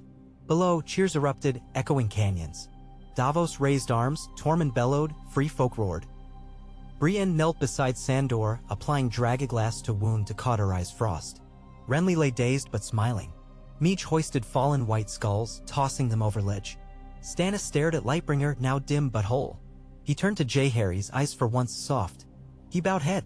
Azor Ahai, Melisandre whispered, gaze shifting between boy and lord as though unsure which flame burned brighter. Jaehaerys sagged, ribs screaming. Ghost nudged his hand, warm again. He looked east, Comet's tail faded with dawn. Dead host silent. Battle won, but cost not yet counted. In Eastwatch's hall that night, scars bandaged, they toasted victory. Yet all understood shadows linger, white stragglers, southern intrigue, crowns unsettled. But they had proved unity could slay nightmares. Stannis addressed assembly. At dawn we ride south. Not to seize thrones, but to rebuild realm upon this alliance. When storms pass, law will decide rule, until then we are guardians together. Renly clasped his brother's forearm. Storm and stone. Meej raised mug. Baron rose and spear. Tormund cackled. And big hairy giants. Laughter eased pains. Ned embraced Jaehaerys, tears unshed shining. Your mother would be proud. Jaehaerys shook head gently. She asked only for truth. This is but first chapter. Ned smiled. Then we write the rest together. Outside, under curtain of stars unbroken by aurora, the wall stood silent sentinel. Wind carried scent not of death, but crisp promise. Fires danced along battlements. Somewhere far away, a raven flew south, bearing word of night's end and dawn begun by unlikely fellowship. Wolf and dragon, stag and rose, sun and spear, bear and broken hound, smuggler and giant, proof that even shattered realms can forge light brighter than prophecy. And in the quiet between heartbeats, the old gods and new watched, perhaps smiling at last. Ashen smoke drifted from the fire trenches 2 days after the battle, curling through a dawn that glimmered nickel pale over the wall's serrated crown. A hush had fallen on Eastwatch, equal parts awe and exhaustion. Sentinels still marched those battlements, but their boots rang softer. The menace beyond the ice had retreated into rumor again, and men were relearning how to breathe. Even the sea below, locked now in intermittent flows of brackish ice, lapped only half-heartedly at the promontory rock. Jaehaerys stood alone upon the eastern tower with the wind tugging his night's watch cloak. Beneath its frayed hem the ghost leaf rode his heartbeat, a tiny ember that had somehow survived both snow and conflagration. Ghost nosed his glove, frost crackling white along the direwolf's whiskers, and Jaehaerys crouched to scratch beneath the shaggy ruff. For a long moment boy and beast merely watched the horizon harden into winter steel, the line where sky kissed sea indistinct beneath veils of blowing crystals. Steps sounded, measured but unhurried. Old Bear Jeor Mormont climbed onto the parapet, breath ghosting in white puffs. Raven perched on a leathered shoulder muttering, "Snow, snow, snow." He paused beside the boy and followed that gaze outward. "Ships should be sighted by noon," the Lord Commander said at last. Stannis sent orders for Dragonstone's grain and dragonglass to come round Bear Island and up the Bight. Gods bless the wind if it obeys. The wind listens to no gods save itself, Jaehaerys murmured. But perhaps it will listen to need. Mormont huffed a laugh. You're all of 13 winters and already talk like a man thrice your age. The Watch could use more of that steadiness. He studied the boy's profile. I meant what I said after the spire. You're no longer merely a ward. Night gathers and you've answered her call. The raven bobbed. Gather, gather. Jaehaerys' lips curved thin. I swore the words. Yet the realm still beckons, Lord Commander. If I go south with the others, then you'll be a crow in gray and black, oath-bound. Mormont's tone held neither censure nor doubt. Our vows do not forbid ravens from flying messages. Only from flying crowns.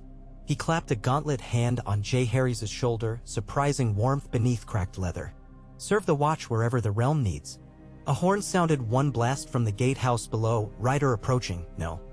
Danger. Moments later hoofbeats clattered on stone and the tower lift chains rattled upward. Bran Stark emerged, cheeks reddened beneath his fur hood, Hodder carrying him piggyback like a tall, good-natured tower. Ships on the southern horizon. Bran called, excitement lifting each word.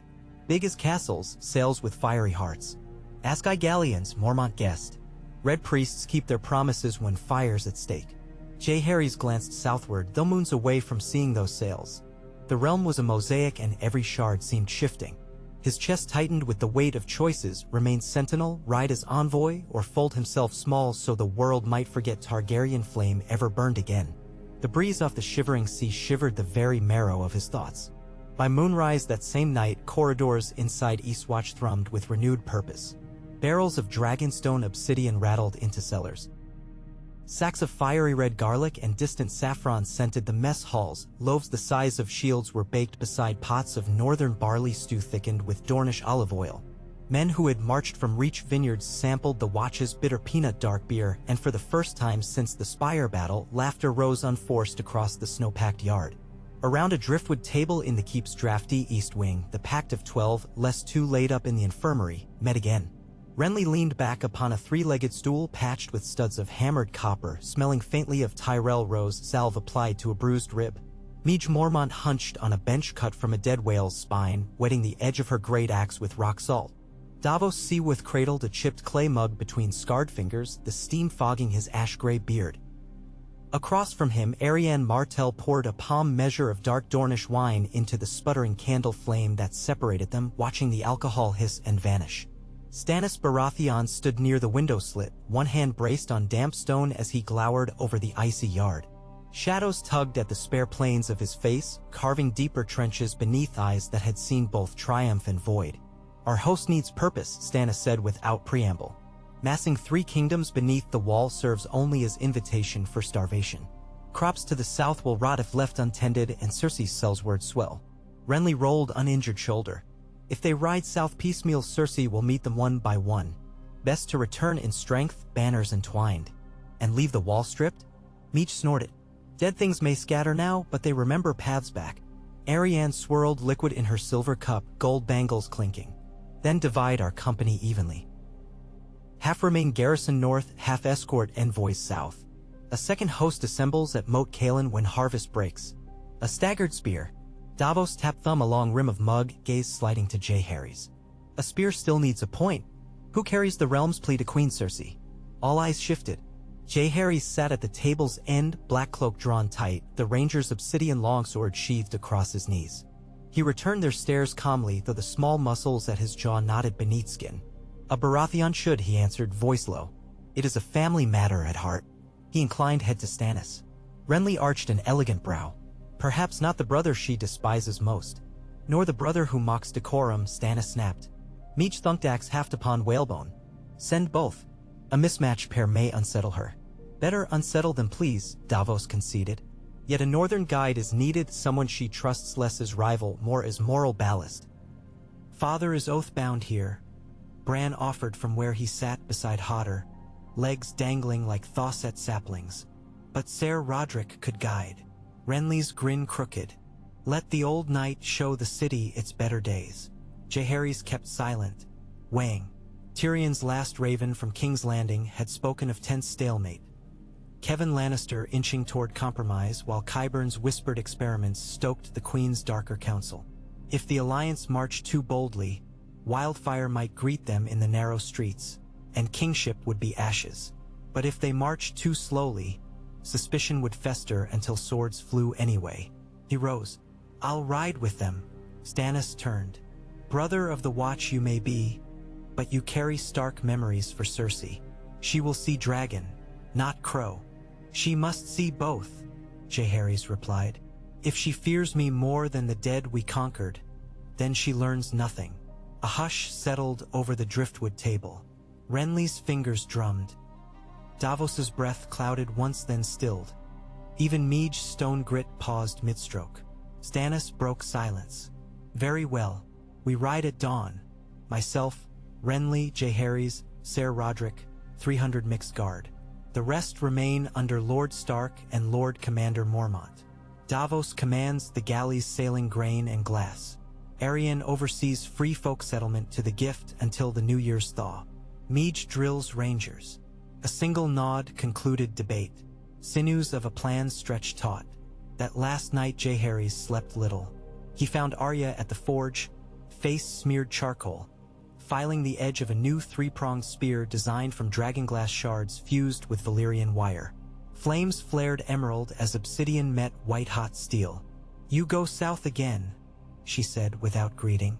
Sparks danced in the whites of her eyes, feral and bright. He watched her strokes, precise as a cat's. "I go seeking words, not war. Words grow swords." She tested the blade's flex. "Take this. It's yours." Arya shrugged, wipe nose on sleeve. "I swore first kill on my list to Needle, but the rest can die by other means." She shoved spear hilt at his ribs. "Besides, good for crowds of gold cloaks." He accepted it, weight-balanced and purposeful, and her grin cracked wide. For a heartbeat he felt nothing but sibling kinship, though she was no blood of his, and the memory of how warmth could burn brighter than flame's fury. When he returned to his cell high in the Rookery Tower, he found Bran waiting amidst the ravens, thin cheeks drawn pale. Snowflakes gleamed silver in Bran's hair, though no window gaped open. "I saw a chain snap in my dreams," Bran whispered. "Iron rusted from half its links, but another forged of weirwood roots took its place. A bridge grown, not hammered." Jaehaerys hunkered. "I level with the boy." "Does the bridge lead south?" "It leads everywhere," Bran breathed. "Just be careful. Roots are strong, but saplings fragile." He pressed something small into Jaehaerys' hand, a bead carved from weirwood, shaped like a wolf's eye, red-painted with crushed rose petals. A pulse throbbed faintly inside the grain. "For luck," Bran said. Jaehaerys clasped it beside the ghost leaf, whispers of bark brushing his heartbeat. The dawn ride south began beneath imperial banners of frost, rose-pink from first light. Horses snorted ghost steam while men harnessed mules to lumbering sled wagons. The King's Road, clogged by drifts, could not yet bear wheels. Column leaders rode heavy destriers while the free folk among them lope-jogged on shaggy Gorn ponies or great-footed elk. Stannis' banner, fiery Heartstag, shared wind with Renly's gold antlers, beneath them stark gray and Night's Watch black mingled until one cloth scarcely distinguished from the other. It made for an untidy sight, but one that thrilled small folk peering from Wintertown palisades, proof of impossible alliances. Catelyn kissed every rider in Stark livery on the cheek, not sparing even the grizzled Umber outrider who reddened like a boy. She saved her last embrace for Jaehaerys, arms fierce, no words. Ned clasped forearms with Stannis and Renly both, stern but hopeful. With his son he lingered, breath of prayer unsaid. They set out to the thud of hooves in crusted snow. Ghost-trotted vanguard, white against white, guiding the column into the wolfswood. Ravens followed above, black flecks swirling like notes on an unwritten stave. On the second night, beneath pines that whispered of hiding wolves, Jaehaerys found Stannis alone, mapping constellations with a gloved finger. Lightbringer lay sheathed across his lap, its once brilliant glow dulled to faint ember. "Melisandre says the sword's brightness waxes and wanes with the foe," Stannis muttered when Jaehaerys approached. "Yet after the walker's fall, still it pales. Perhaps it needs rest too." Jaehaerys sat opposite the crackling cookfire. "Or perhaps the true light resides elsewhere while the sword is merely lens." Stannis' lips twitched, the ghost of something not quite a scowl. Typical Targaryen mysticism. But he folded blade back into linen with tender reverence. Across flames, Renly tuned a slim lyre, plucking uncertain notes over conversation. The camp soundscape layered. Tyrell knights betting gilded florins on dice, O'Hartmen reciting cheeky songs, Karstark archers drilling free folk in pike formations, Hound's gravel curses drifting as he cleaned a chipped great sword by lantern. It could almost be a war party of old, except banners intermingled instead of bristling in opposition. Unity hummed, fragile but tangible. On the 10th day they reached the Trident's fords where Robert had slain Rhaegar. Snowmelt swelled gray waters, chunks of ice clunking with ominous rhythm. An ancient wheelhouse rotted half-submerged nearby, vestige of a noble retinue long forgotten. Stannis halted the column to pay silent tribute, though to which fallen prince none could say.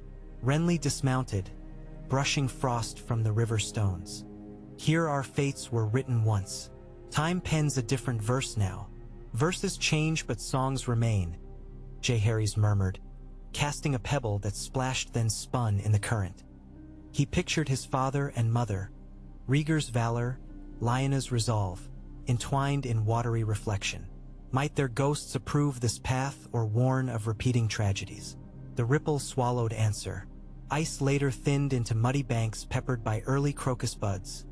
Tiny purple flames edging brown earth. Winter loosened its grip as they neared the riverlands proper. Crows cawed above half-burnt farmsteads where Lannister outriders had raised barns over rumors of rebel mustering. Small folk emerged timid at sight of the allied banners. Some cheered, others pressed palms across throats in fearful awe at the dragonwolf standard flapping near Jaehaerys. At the ruins of Derry they found the first ambush, 50 cells words flying no colors, hidden behind collapsed cottages. The scouts rode into trap, but Sandor Clegane's warhound nose sniffed peril and his roar alerted the column. Arrows rattled like hail. Stannis took command with voice of iron, Renly's green cloaks charged, free folk shrieked their avalanche war cry. In minutes the cells words lay captured or bleeding in churned muck, and Jaehaerys stood over the dead captain spotting the sigil of a golden lion etched discreetly inside his pauldron. Sussy's coin, Davos muttered, wiping blade. Thought she'd flay our vanguard before word reached King's Landing. Ser Roderick's mustache bristled. She may know we come in peace, but she prefers war. Jaehaerys cleaned his spear, the obsidian point glimmering oily. Then our intentions must ring louder than her fears. They buried enemy dead with simple cairns. Renly insisting no heart could embrace peace while feeding carrion to crows. That night songs rose low and somber. Mej Mormont poured sour beer on each mound, a bear's blessing for the unclaimed. Step by step the host learned compassion, for war's worst wounds fester in living hearts. By the time columns reached Harrenhal the first plum trees blossomed. Blackened towers still loomed like clawed specters over cracked courtyards, but Jonathan Derry's nephew, a new Lord Derry by King's writ, opened gates in cautious welcome. A parley hall was cleared of rubble, and beneath its webbed ceilings banners of stag, wolf, sunspear, bear, lion's head with chain, for House Lydon, and the Night's Watch raven-lined dusty walls. It was here that Tyrion awaited, released from Queen's cells by Kevan's stealth and escorted under cloak of darkness by men loyal to a realm rather than to crowns. He hobbled in on twisted ankle, leaning on a polished weirwood cane that Bran had carved and sent south by Raven courier. His mordant grin cut through road grime. Brothers by oath, by blood, by accident. The dwarf spread arms. Your little lion returns bearing parchment, not claws. Renly swept forward to embrace him, clapping shoulder. Stannis offered curt nod. Jaehaerys approached with earnest relief. Tyrion withdrew a scroll bearing the royal seal, yet tampered, red wax repressed with twin sigils of stag and lion. Uncle Kevin's negotiation gift, he explained, handing it to Davos. An audience agreement. Queen Regent will receive envoys under peace banner at the September of Baelor. No more than 30 men each. Weapons peace bonded save ceremonial swords. Meech spat. Ceremony kills as sharp as steel. Makes assassins' work easier, Sandor agreed. Tyrion's gaze sharpened. Kevin cannot leash his niece entirely, but gold cloaks will answer him before Qyburn. The trick is arriving before the High Septon can be bribed to close doors. Renly sighed. Alas, no treatises on courtesy today. If we ride fast, we cross Blackwater by week's turn. Stannis unrolled map. We split as planned, main column camps at Rosby's fallow fields, envoys proceed. Jaehaerys traced path with gloved fingertip, memory of older journeys sparking tension. The last time he'd approached King's Landing, he'd worn no black cloak and had known only the weight of Robert's wrath. Now he would walk into Lion's Den with a Night's Watch promise and a spear forged from obsidian and sisterly devotion. Destiny curved like a bowstring, taut and brittle. That evening Tyrion spoke quietly with Jaehaerys under the broken vault of Harrenhal's Godwood Chapel where melted stone oozed like wax. Cersei will try to avoid open slaughter, but she has wildfire caches placed under September vaults, he warned. I designed half the tunnels myself before falling from grace. She may threaten immolation if negotiation wobbles. Jaehaerys digested that with slow breath. Then we must ensure she deems such ruin a worse fate than compromise. Tyrion's brows rose. And how does one outmad the Merry Queen? By showing her the realm can survive without her fear, Jaehaerys answered. If she insists on burning, let her stand alone in the ashes. Persuasive logic is seldom her hobby, Tyrion sighed, but hope flickered behind mismatched pupils. King's Landing bloomed out of morning haze 5 days later, sprawling and sun-bleached, smoke plumes coiling from tanneries along the Blackwater. The Red Keep's ramparts glinted red gold. Closer, the September's white domes shimmered beneath prayer banners whipping in bay breezes. Trade galleys dotted the river, hulls rocking, fishermen hawked nets heavy with early bream, destitute war orphans begged at the roadside for heel crusts. Life persisted, stubborn as knotgrass between cobbles. Envoys advanced beneath cloaks of undyed wool, stag and hart banners rolled tight to keep scabbards company. 30 companions each, for Stannis, his heavy infantry of Dragonstone sworn, for Renly, a slender retinue of Reach Knights decked now in plain steel, for Jaehaerys, Night's Watch Rangers and Northern Archers. Sandor and Brienne accompanied but renounced house colors wearing nascent insignia of the pact, intertwined direwolf, heartstag and broken crown beneath night sky field. At the city gate, gold cloaks barred path. Their captain, dark eyes haloed by helmet's rim, read Kevin's writ 3 times before grunting consent. Peace-binding leather straps were looped around pommels, quivers sealed. Ghost padded behind Hodder, for bristling, but no sheath could mute lupin teeth. Some guards flinched yet dared not protest under Kevin's sign manual. Crowds thronged the narrow streets, curious at caravan of mismatched armor. Rumors had flown ahead. Dragon Prince turned Black Crow, brothers Baratheon reunited, walkers vanquished by Northern Pact. Small folk gaped at Jaehaerys' dark hair and stark eyes, whispering little flame with wonder. Market wives tossed dried apple peels at the riders for luck, rough dockhands doffed caps. Yet some faces glared, Lannister sympathizers spitting in gutters, muttering traitors and monsters fear a thicker currency than hope. They reached the marble steps of the September of Baelor under high sun. The grand doors stood wide, inside, tapestry-colored light spilled through rose windows. The high septon waited resplendent in cloth of silver, though the sag of his jowls suggested sleepless nights. Beside him stood Kevin Lannister, sober in dark crimson, lines aging a decade since Jaehaerys last saw him. Queen Regent Cersei emerged from behind a pillar like a statue set free gown of mourning black trimmed with rubies, golden hair woven in a braid heavy as rope. Joffrey Baratheon, sullen, adolescent, shadowed her flank, hand on sword hilt far too ornate for his strength. Tommen and Myrcella absent, likely hidden in Maegor's holdfast to keep them from unscripted truths. Cersei's emerald eyes skimmed each envoy, lingered longest on Stannis, then pierced Jaehaerys with hate undimmed since the last she'd seen his cradle blankets. Kingslayers and oathbreakers gather in my capital, she said without raising voice, yet the marble chamber echoed. If you come to surrender, kneel. Stannis stepped forward. We come to end civil strife. The dead beyond the wall. Ghost stories, Joffrey spat. His voice cracked, drawing a twitch of embarrassment.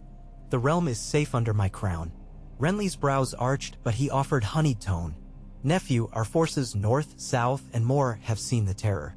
Ask your own Uncle Ser Jaime who witnessed whites at Riverrun last moon. Cersei's mouth tightened. My brother's tales have grown fanciful since his capture. Our maesters find no proof. Tyrion, standing dwarfed but bold, cleared throat. Then proof stands before you, dear sister. He gestured to Jaehaerys. We show unity of houses once riven. Even the Night's Watch breaks old rigidities to shield us all. Will the crown alone stand apart? Kevin spoke at last, voice graveled. Your grace, the grain shipments Stannis offers could relieve shortages. The crownlands suffered harsh winter. The realm can buy grain, Cersei snapped. Gold dragons plenty and casterly vaults. Gold cannot feed men, Kevin murmured. Stannis unrolled a leather scroll across marble floor.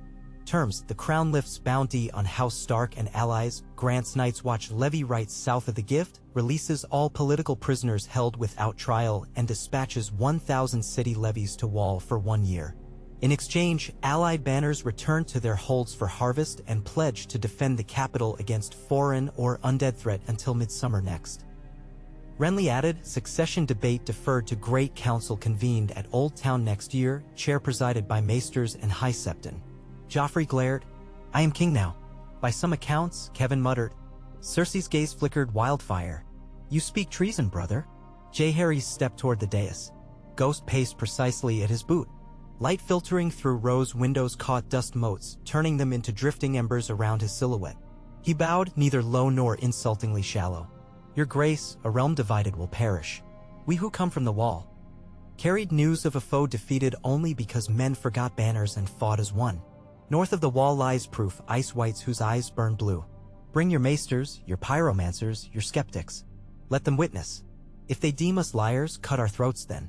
Cersei descended one step, black skirts whispering. She stood level with Jaehaerys now, eyes inches above his, though he had stretched tall these last months. In that green gaze roared memories of father slain at Tower, of city burning in conquest, of lion pride insulted by flame and snow. You wear black cloth, she said softly, each syllable blade keen. Yet I still smell dragon taint. Jaehaerys held her stare. Dragon heat melts ice, your grace. Do you fear warmth more than winter? The high septon sucked breath between teeth, a noise like parchment ripping. Yet Cersei did not lash out. Something in the question, perhaps the unfeigned curiosity, wrinkled her brow crack in marble steel. Behind him, Stannis' voice rang steady. Swear a truce until midsummer, sister-in-law. If walkers rise again, your children's thrones mean little. Cersei's jaw clenched, rubies at her throat pulsed with breath. Joffrey opened mouth to protest, but a subtle hand from Kevin halted him.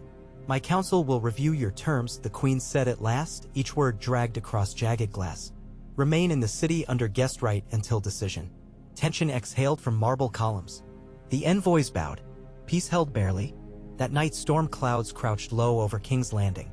Heat lightning flickered beyond Dragonstone's silhouette, illuminating the bay in eerie pulses. Jaehaerys quartered within Maegor's holdfast, a suite once reserved for northern ambassadors centuries gone. Renly took apartments in the Tower of the Hand. Stannis refused separate bedchamber, bedding down among Dragonstone retainers in barracks to remind all of soldiering roots. Ghost roamed corridors like pale shade, unnerving Lannister guards. Tyrion visited Jaehaerys near midnight, bearing a flagon of Reach raspberry wine and news. Kevin presses for council vote at dawn, he whispered, settling onto carved cedar stool. But Qyburn enacts darker counsel. Spies caught him moving wildfire to vaults beneath September and Red Keep both.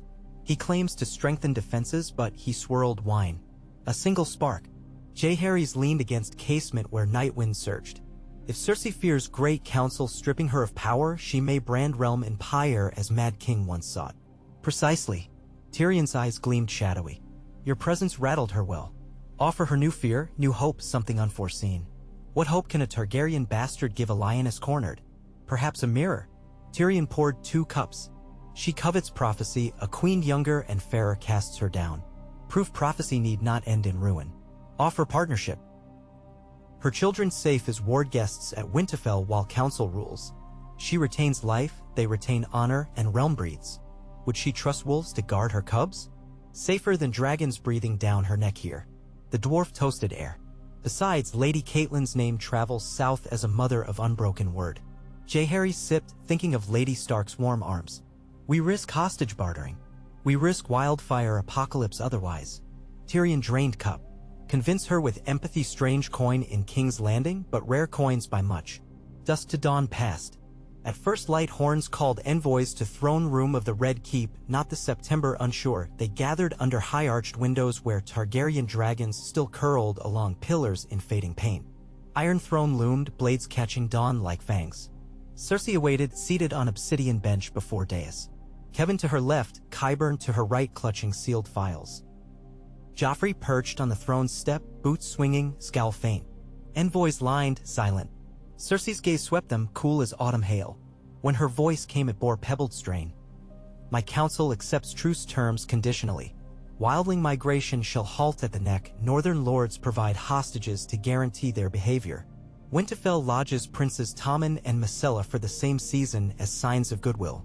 The Great Council will convene midsummer. Stannis and Renly abstain from claiming crown until verdict. Gasps fluttered from the chamber's watchers. Stannis' stern mask cracked a hair, but he inclined head. Renly exhaled visible relief. Kevin's shoulders sagged as though burden lifted. Qyburn's eyes narrowed, but his files stayed stoppered. Cersei's focus landed on Jaehaerys last. You will escort my children north. If harm befalls them, I burn every holdfast between here and the wall. Jaehaerys stepped forward. I accept, your grace. They will know safety and winter's hospitality. A long stillness. Then she nodded once, sharp. Then may the seven witness these oaths. High Septon raised voice in blessing, bells tolled from September towers. Guest right sealed, swords unbound. For the first time in half a generation, a fragile peace yawned across Westeros, not through victory of one, but through exhaustion of all. Preparations commenced within hours. Tommen, fair-haired, gentle, clung to Ser Pounce the cat while servants packed his wardrobe. Myrcella, taller now, braided maidservants' hair and spoke eagerly of snow castles she would build. Jaehaerys visited them in the Maiden Vault, explaining the journey north through Riverlands, then by galley to White Harbor, then long carriage to Winterfell. He spoke of hot springs under stone floors and dire wolves under starlight. Their nervousness eased into curiosity. Cersei arrived unannounced as Jaehaerys helped Tommen fold a cloak. The queen studied scene, jaw set. Leave us, she told retainers. When alone, she addressed Jaehaerys in voice thin but flint-hard. Swear by your mother's grave you won't turn my children against me. He met her eyes plain. I will teach them honor, survival, courage. That alone may change them. Whether it turns them from you depends on who you choose to be by their return. For once no retort came, only the faint whistle of trapped breath. She pivoted, silk rustling, and left. The door shut. Tommen's hand found Jaehaerys' sleeve. Will there be monsters in the snow? Only those we carry, Jaehaerys murmured. But we'll face them together. The escort north set forth within the week. Tommen, Myrcella, pages, septa, Lannister guards led by Ser Meryn Trant, Stark outriders under Ser Roderick, Night's Watch rangers, and Jaehaerys, ghost ever at heel. Stannis remained in capital to oversee grain distribution. Renly rode to Highgarden to marshal harvest caravans. Davos sailed on Blackwater galleys collecting provisions. Tyrion watched convoy depart, leaning on weirwood cane, cunning minds warring behind mismatched eyes. He would serve as liaison within Red Keep now, bridge between Stannis' wariness and Cersei's volatile pride. He feared and hoped in equal measure, but believed in improbable alliances forged beyond the wall. As the procession wound through King's Gate, small folk tossed sprigs of maidenhair over the royal children, murmuring prayers. Some spat at Ghost White Wolf, others patted Myrcella's hand. Above, bells sang midday, and the Red Keep, for one brief shimmer, looked less fortress than crown of possibility. They followed the King's Road north under blooming sugar plum trees. Tommen rode a palfrey beside Jaehaerys, peppering him with questions about dire wolf pups and wall height. Myrcella memorized names of every wildflower, pressing them into vellum book gifted by Bran. Ser Meryn kept rigid watch but little conversation. At inns, free folk archers taught Tommen to notch arrow, Septet sked but dared not forbid. Night across open fields saw ghost warding camp, red eyes reflecting embers. One dusk outside Maidenpool, Jaehaerys felt tug at cloak, Tommen again. The boy pointed toward forest where shadows flickered unnatural. Jaehaerys signaled rangers. They found tracks, pawprints enormous, unlike wolf or bear. Memory of Bran's dream chilled Jaehaerys. He ordered double watches, nothing emerged. The next night brought heavy fog. In dew-laden quiet, Jaehaerys woke to Ghost's low growl. A figure stood beyond campfire glow, tall, antlered helm, breastplate of rotted iron. Renly? No. Eyes burned a faint wintry blue. Sword flashed, rangers erupted. But when they rushed, the apparition dissolved into mist. Obsidian blades struck empty air. Dawn revealed only flattened grass. Some muttered ill omen, others swore it a shapeshifter's trick. Jaehaerys thought of Night King's shards, perhaps fragments still roamed, forging new nightmares. He shared worry with Bran by Raven. Reply arrived swift, dream of horned shades stalking green lands. Bran counseled caution near Riverlands, old magic pools in weirwood groves. The convoy avoided great stands of heart trees thereafter. Yet glimpses of impossible beasts threaded edges of torchlight, shapes skulking beyond mortal sense. Jaehaerys whispered to Ghostleaf, to Weirwood Bead, asking guidance. Winds answered only in sighs. At Riverrun they paused. Lord Edmure welcomed them with open arms, proud to host royal heirs. He ensured Tommen fished the Tumblestone, catching trout bigger than his face, while Myrcella toured granaries. Riverrun common folk marveled at dire wolf and cat playing chase through Bailey, wild and tame in one tableau. During supper under banners of trout and crown, Edmure produced news. Greyjoy longships sighted off Cape Kraken, burning Tyroshi merchantmen. Balon tastes opportunity in realm's distraction. Jaehaerys met Ser Roderick later by moonlit keepwalk. Ironborn raiders could threaten White Harbor shipping. We may need escort galleys. Roderick tugged whiskers. Lord Manderley retrofits war cogs with ballistae, I'm told. Still, best we send Raven. One sword before dawn. Stannis responded within days, galleys redirected, Davos aboard flagship Black Betha sailing to meet them mid-sea. White Harbor's marble lanes greeted convoy with salt breeze heavy and crisp. Lord Wyman Manderley, broad as winter's last boar, knelt before Tommen and Myrcella, tears bright. Milady and M-Lord welcome north. My kitchens and heart are yours. He welcomed Jaehaerys as winter's dragon reborn and fed them platters of sweet eel pies dusted with lemon pepper. Black Betha docked next tide, sails snapping. Davos came ashore, recounting skirmish with Greyjoy scouts driven off by fiery arrows. He greeted Jaehaerys with firm clasp. Regal children listened rapt to smuggler tales, eyes widening at mention of sea dragons and stormsingers. Within 2 days, reinforced by Manderley knights and Davos's mariners, the inland slog began, lumbering wagons across rolling moors through last hearths, outlying farms where crops sprouted early thanks to ash added to soil by free folk. Spring clung colder here, yet pink buds dotted mountain ash. At Winterfell's first sight, granite towers wreathed in midday steam, Tommen cheered, Myrcella pressed gloved hand over heart. Hot spring scent embraced travelers like memory of hearths long yearned. Robb Stark rode forth with grey wind, Sansa and Bran and Arya lined ramparts waving. Catelyn descended steps as Myrcella climbed from saddle, their eyes met, mother to motherless girl, and warmth blossomed like sunlight on stone. Inside Great Hall, oaths were exchanged. Tommen bent knee to Lord Stark, vow of guest right. Robb pledged them safe harbor. Maester Luwin recorded it in annals bound by direwolf leather. Supper featured honeyed roasted hare and minted peas. Laughter echoed. Later, Jaehaerys stood atop parapet as moon carved silver lines across courtyard. Bran wheeled beside him in new saddle chair Mikken had built, joints oiled to glide smooth. You brought spring, Bran murmured. Bells of new growth chimed unseen. Perhaps spring found us anyway, Jaehaerys replied, watching lights flicker down King's Road like fireflies. Refugees arriving, traders venturing, life pulling tendrils north. He considered his path. From hidden babe to truth-bearer, warrior to watcher, escort of lion cubs to den of wolves. Unity remained fragile, prophecies still hungry, ice fragments wandering.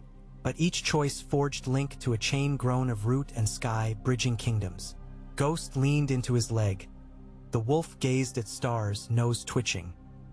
Somewhere far south, bells might yet toll for queens or for war, but tonight, under Winterfell's ancient sentinel, quiet hope lay over ramparts like fresh snow untracked. Jaehaerys breathed cold air, warm leaf flutter against his chest, and whispered to the night. Whatever comes, we stand together. The words drifted upward, mingling with steam and starlight, a promise carried on wind beyond walls, across haunted forests, over salt seas, seeking every corner of a realm, learning, slowly, undeniably. That survival was a song best sung by many voices woven as one. Snowmelt laced the air with the faint smell of iron and wet pine as dawn opened a bruised lilac eye above Winterfell. Crows flapped from the godwood, raucous heralds of a day that promised neither ease nor catastrophe, only the relentless turning of a realm still learning how to share its own skin.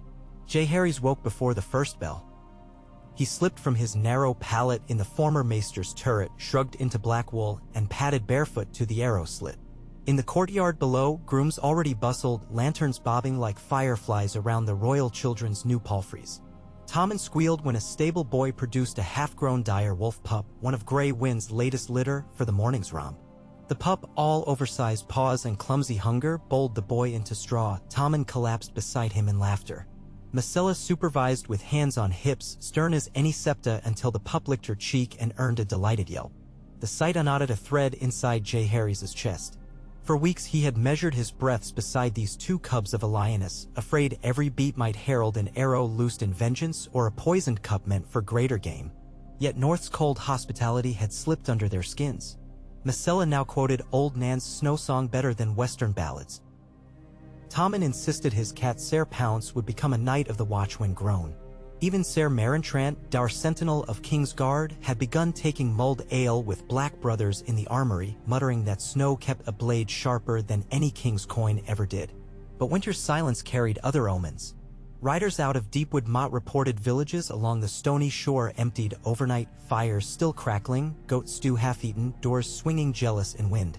The graybeards blamed Ironborn reavers emboldened by talk of southern distraction, others whispered of horned shades stalking moonlit beaches. Jaehaerys remembered the mist apparition outside Maidenpool, a tall thing with antlers of hoarfrost carved into its helm, and felt old dread flicker anew. He dressed quickly, belted Arya's dragonglass spear across back, and clipped obsidian sword to hip.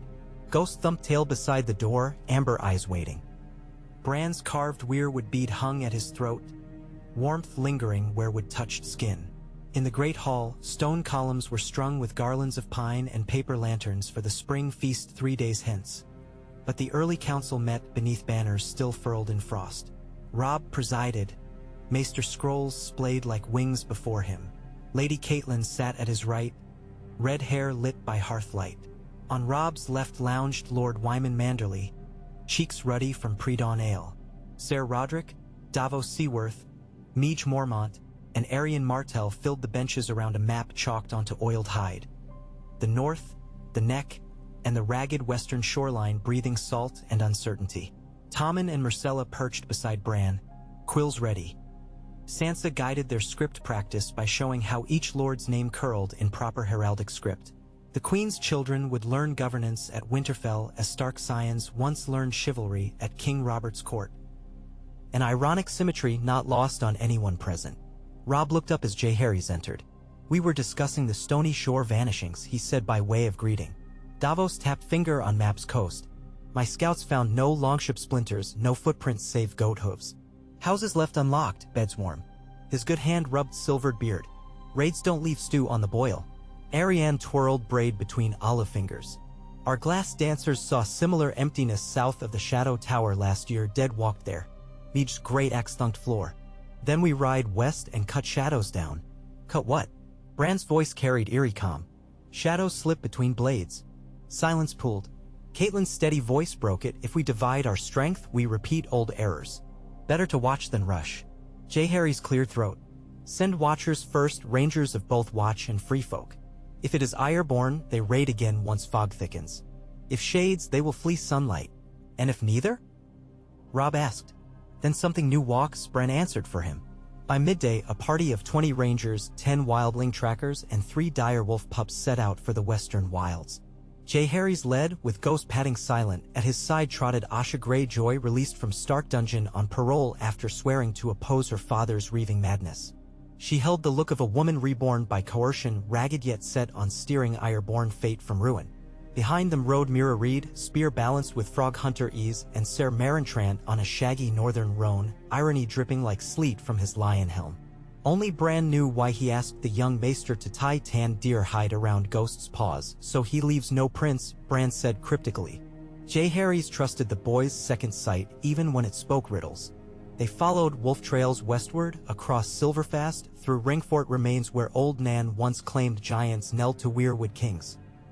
Night 3 found them camped at the lip of a crescent bay called Sable Sound, wind smelling of kelp and secrets. Asha pointed to a line of black monoliths half buried in sand, grave markers of drowned kings, she said. Moonlight silvered her hair, and for an instant Jaehaerys saw ghosts of a heritage he barely comprehended, conquerors, dreamers, oathbreakers, all stitched into one tapestry of salt. Ranger Flint returned before second watch, breath knife-edged. Movement in the dunes, scores of figures but quiet as mist. He swallowed. "I saw blue lamps for eyes." The camp's fire was buried quick. Dragonglass spears passed hand to hand. Ghost's ears flattened, hackles bristling. Jaehaerys drew the obsidian blade Arya had forged. They formed crescent around a washed-up longboat that served as breakwind. Frost crept across damp sand, though the air blew warm from south. Then the first silhouette crested dune, tall, antlered helm jagged in starlight. Behind came dozens. Some in ire-born mail half-eaten by rust, others in tattered leathers hung with fish bones. All shared the same ghastly pulse of pale sapphire behind visor slits. Asha inhaled sharply. My father's fallen. The whites advanced without moan or bone rattle, feet sinking silently. Ser Meryn whispered a prayer to the seven, Mira tightened grip. Jaehaerys stepped forward.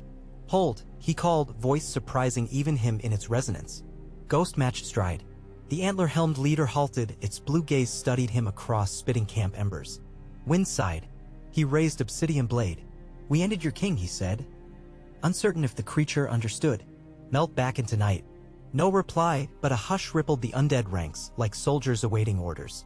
From behind antler helm emerged a shape smaller, cloaked. Hood fell, a girl's face, no more than 8, skin ash white, eyes luminous blue. She reached a tiny hand toward Jaehaerys.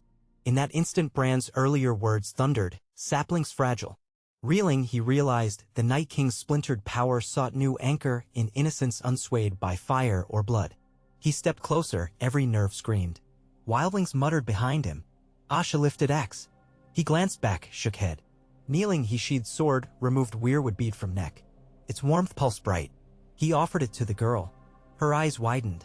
When Wooden Wolf met her palm, its warmth spread, faint red veins flared across her porcelain skin. She blinked, confusion dawning. Blue faded to storm gray, the color of Stark eyes. A roar surged through undead ranks, confusion, then collapse. Whites convulsed, frost chipping from joints as if snapped strings. Antler-helmed leader fell to knees, armor cracking like old ice. One by one they crumbled into brittle salt, blowing away on sudden gale. Only the girl remained, staring at her hands. She whispered a single word in language lost, Hiraeth, homesickness for a place never known. Jaehaerys wrapped cloak around her. Asha exhaled, shoulders slack. Meryn crossed heart with trembling fingers. Mira said softly, the root chain grows. 3 days later the rangers returned to Winterfell bearing the girl, now called Swan for the white birthmark at her throat. Maester Luwin examined her, neither dead nor wholly living, veins lit faint with weirwood warmth. Bran spent hours beside her bed, hand in hers as though teaching her the feel of pulse. When Robb heard the tale, he summoned council that very hour. The royal children listened from dais, Tommen clutching Ser Pounce, Myrcella knitting a scarf for Swan. Arianne frowned at mention of Night King's fragment. Cut one head, another sprouts. Stannis, summoned north after grain routes stabilized, stood at map's edge, jaw stone. If whites move this far south, Wall's victory means less. We must cleanse every shade root. Jaehaerys gently objected. Ice cannot survive warmth if warmth embraces, not burns. He nodded toward Swan. She is proof of power turned. Stannis eyed bead at girl's throat. Or buried ember waiting to reignite. Catelyn laid quill aside. Fear cannot guide us. We learned that with Cersei. Discussion spiraled. Whether to deliver Swan to Citadel for study, whether to keep her under Godswood, whether to gather remaining shards by search parties. In the end, Bran's quiet authority settled debate. Let the weirwoods guard her. Their song calms the frost inside. Robb agreed. She would live among Stark children, learn hearth games and castle chores. The council would devote watch for further apparitions. Deep winter's threat receded into mild spring. Planting crews fanned out across Winterfell's fields, guided by free folk who knew soil under snow. Tommen and Myrcella learned archery from Jon Umber's sons. Arya coached them in footwork. Sansa taught Myrcella the delicate art of northern dances. Bran oversaw new ramp builds for warg pups. Greyjoy reavers retreated after Lady Asha's letters forced her father to recall longships. Rumor said Balan plotted Blacktide still, but for now his krakens wallowed. One crisp afternoon, ravens brought parchment heavy with royal seals. Stannis' scribes announced a grain surplus in Alderbrook. Renly wrote of Tyrell engineers designing ice saw mills to ship timber south. Kevin reported wildfire caches being transferred from September vaults to remote granite storehouses outside city under Tyrion's eye and the Faith's oversight. A patchwork of trust stitched across the realm. But peace bred new challenge. The Great Council at Oldtown drew near. Lords from every kingdom prepared retinues, scribes drafting claims. Ravens caught of Daenerys Stormborns, dragons grown huge in far Meereen, of Frybolton intrigues, of brazen cell sail fleets. In Winterfell, Robb resolved to send a delegation, Lady Catelyn, Maester Luwin, Davos, and Sansa, who had blossomed into diplomat under Manderly tutelage. Jaehaerys would remain to protect royal wards and guard Swan. Yet he felt tugged southward. The council would decide crowns, shape futures. The night before delegation departure, Bran asked him atop the wall walk. Snowflakes feathered hair, aurora flickered faint pastel. "You must go," Bran said. Eyes clouded unnatural white, then cleared. "Roots grow toward water, water lies south. But Swan needs me here. She carries her own spring now." The boy tapped beat at his chest. Trust seeds planted. Jaehaerys peered over rampart. Torches below cast silhouettes of children chasing pups. "I fear councils as much as war." "Councils sow wars or harvest peace?" Bran looked ancient despite frail frame. "Go harvest." At dawn, columns formed. North's finest outriders, Manderly's knights, Bear Island spear wives, Lannister hostages under watch. Jaehaerys adjusted black cloak, tucked spear. Ghost padded. Swan, rosy-cheeked, hugged Myrcella, her eyes now earthy hazel save faint ice ring at rim, reminder of shadows. Robb embraced Jaehaerys. "Bring home a future we can live with." Catelyn kissed brow. Tommen saluted, face determined. They left Winterfell under banners of dire wolf, Heartstag, roaring lion in chains of peace, Sun-Ant spear, and black raven of the watch, a tapestry fluttering across clear sky. Travel south repeated old miles but felt transformed. Villages greeted them with fresh-baked oatcakes, not wary spears. Between white knife and blue fork, they rescued small folk trapped by flood, free folk archers strung ropes, forming human bridge. Along the Trident they encountered a troop of Sellswords. Gold Company veterans seeking honest wage. Jaehaerys hired 20 to guard grain convoys, swearing them by new oath to realm's unity. They pinned white cloth above old wyverns, sign of rebirth. At Harrenhal, Tyrion met them with sly grin. News from Oldtown, High Septon rejects Cersei's proxies, demands she attend in person or seed voice. He offered scroll sealed in Fate's green wax. Lannister roars quiet at last. Will she attend? Sansa asked. Tyrion shrugged. She birthed those children, she can birth humility if forced. They pressed onward, passing river camps where Reach and Dornish men trained side by side. Knights found Jaehaerys at campfire with Arianne discussing legend of Princess Nymeria's voyage. She teased him about being born of two histories and forging a third. He blushed, warmth chasing cold. Farther south, ghostly shapes trailed them, lights beneath water, whispers in reeds. At Green Fork Crossing, they found white stag antlers embedded in willow trunk. Ice crystals traced along wood grains though the day burned mild. Bran's prophecy traveled in such sigils.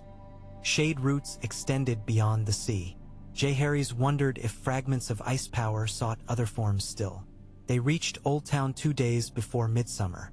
The ancient city glimmered in sunset bronze, spires of high towers stabbing clouds, glass candles flickering. Docks bustled with grain barges. Citadel bells tolled. The Great Council convened in the starry September. Marble pillars and starlight mosaic overhead. Lords clustered like crows upon harvest. Tyrells resplendent in green and gold. Martells swathed in orange silk. Greyjoy envoy sullen. Baratheon brothers seated side by side. Lightbringers strapped across table. River lords, Vale knights, Westerland's houses sans Cersei yet with Kevin's calm. Northern seats filled by Catelyn, Sansa, Davos.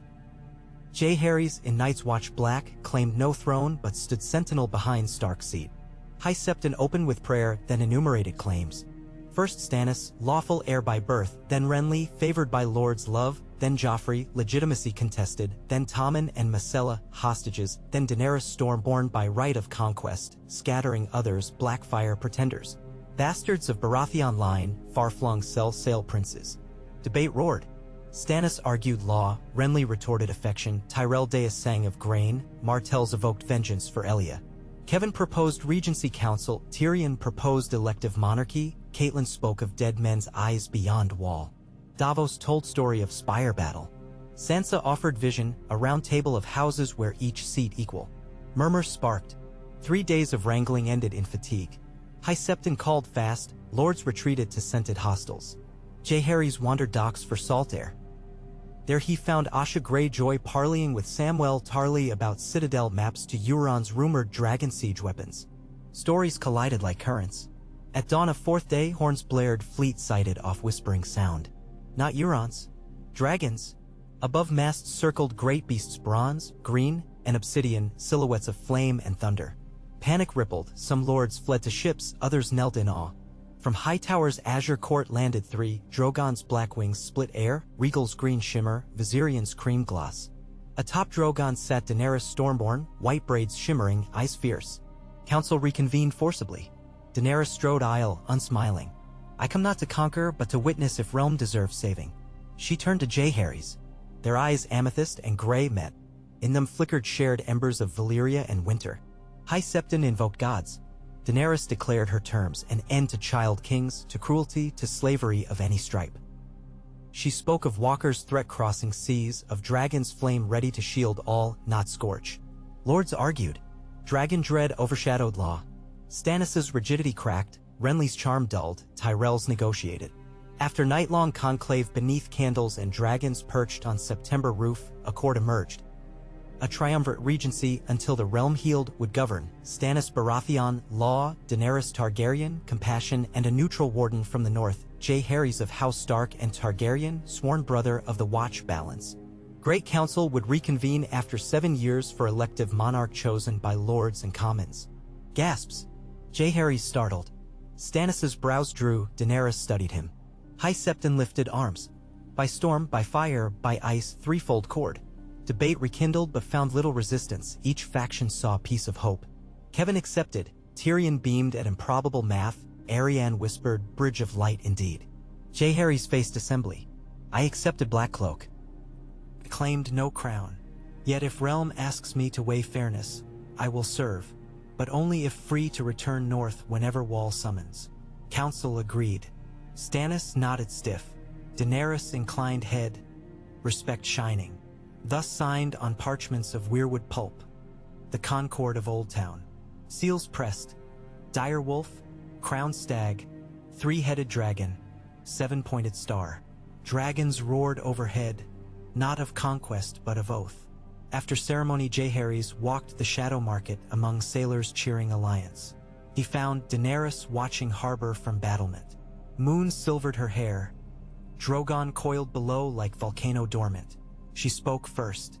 You blend ice and fire better than prophecy foretold. I only follow roots, he answered, and trust others to nourish branches. She smiled faintly. Tyrion says the realm needs gardeners, not warlords. Silence comfortable. Ghost padded, sniffed Drogon. Dragon huffed steam but did not snap. 2 beasts, opposite yet curious. Daenerys' gaze drifted northward. Your walkers may cross seas again. Dragons alone cannot guard every shore, nor wolves every forest. Jaehaerys looked south where stars mirrored on water. But together, triune regency, council of equal houses, maybe realm becomes fortress without walls. And what becomes of prophecy of prince that was promised? He shrugged. Perhaps prince is a promise itself, kept when many stand where one might fall. She considered, then laughed softly, music like distant bells. A better song than the old one.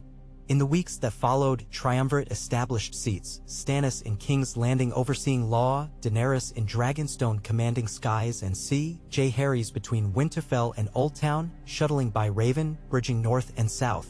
The faith-led reconstruction of September wildfire cellars, Citadel-crafted dragon glass forges under Valyrian instruction, Ironbank financed grain subsidies, free folk tilled the gift, Greyjoy heirs forced father into moot accepting peace. Swan grew healthy, frost and eyes fading. Bran trained her in weirwood songs. She taught dire wolf pups a strange gentle howl that calmed restless nights. Tommen wrote letters to mother praising snowball wars and lessons with Maester Luwin. Cersei responded curtly yet without venom.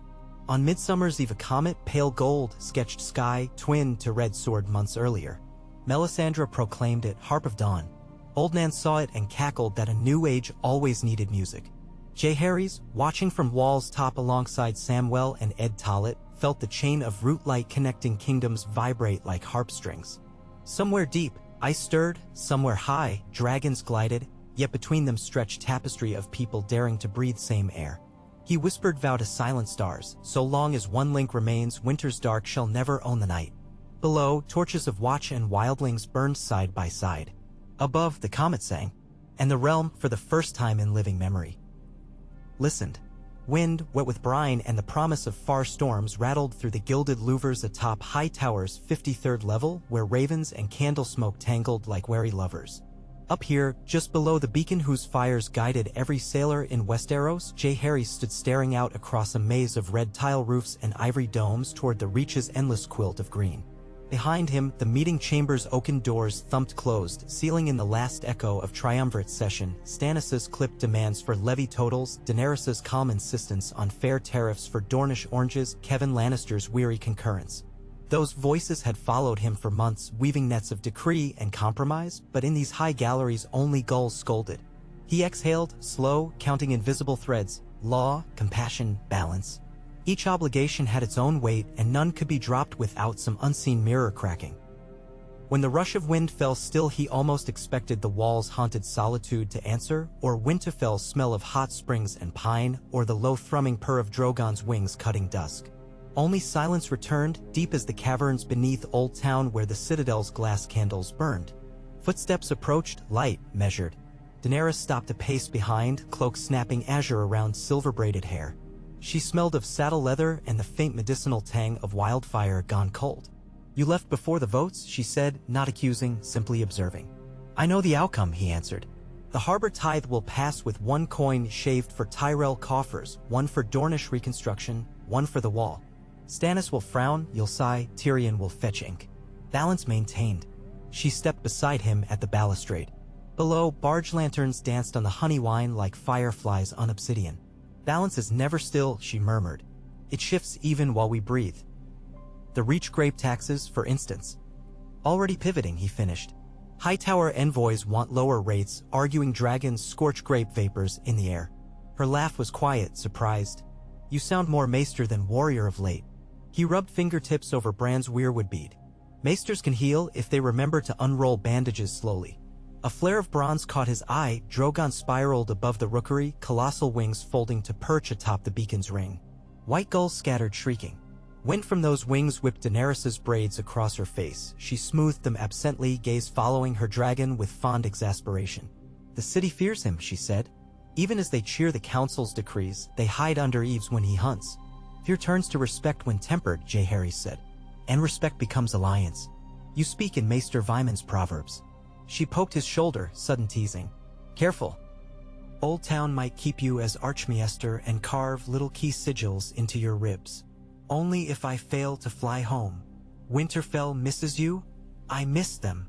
He pictured Tommen's shy grin when gray wind nuzzled his hand. Myrcella's laughter guiding Swan through weirwood labyrinths. Robb's steady counsel echoing his father's. Bran's cryptic smiles. Even Ghost, now prowling Oldtown's ramparts, looked wistful when ravens croaked from north. Daenerys tilted head, studying him. "You carry the North's silence like a second cloak. And you carry dragon flame beneath velvet." He shrugged. "We are what the realm needs, or tries to need. Needs and wants seldom dance at same tune." She rested elbows on stone. "Sometimes they collide." A bell tolled far below. Camber Hall's minor bell, twice, then thrice, the signal for unexpected fleet sighting. They both straightened. Drogon rumbled, sensing tension. From stairwell raced Messer Olivar, panting. "Your graces." Harbor guard reports black-sailed longships approaching the mouth of Whispering Sound. "Kraken standards." "Ireborn," Jaehaerys muttered. "Numbers?" Daenerys demanded. 20 galleys, perhaps more behind. "Ravens all ready to Beacon Isle." Lord Hightower readies chain. She pivoted, cloak snapping flame blue. "Signal Regal and Viserion." Triumvirate response now. Messer bowed and fled. Jaehaerys remained a beat longer, hand gripping balustrade. Ireborn had feinted peace for months. Asha's letters said Balon wavered, yet Euron's silence was more dangerous than his trumpet. Daenerys touched his arm. "Come. Council must stand together on ramparts, not in separate towers."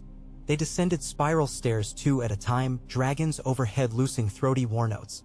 Outside, the Beacon Gate courtyard boiled with activity. Redwine archers rushing to parapets, Tyrell levies lifting pikes, Citadel novices passing baskets of wildfire serpents to royal pyromancers who muttered prayers to Lawler.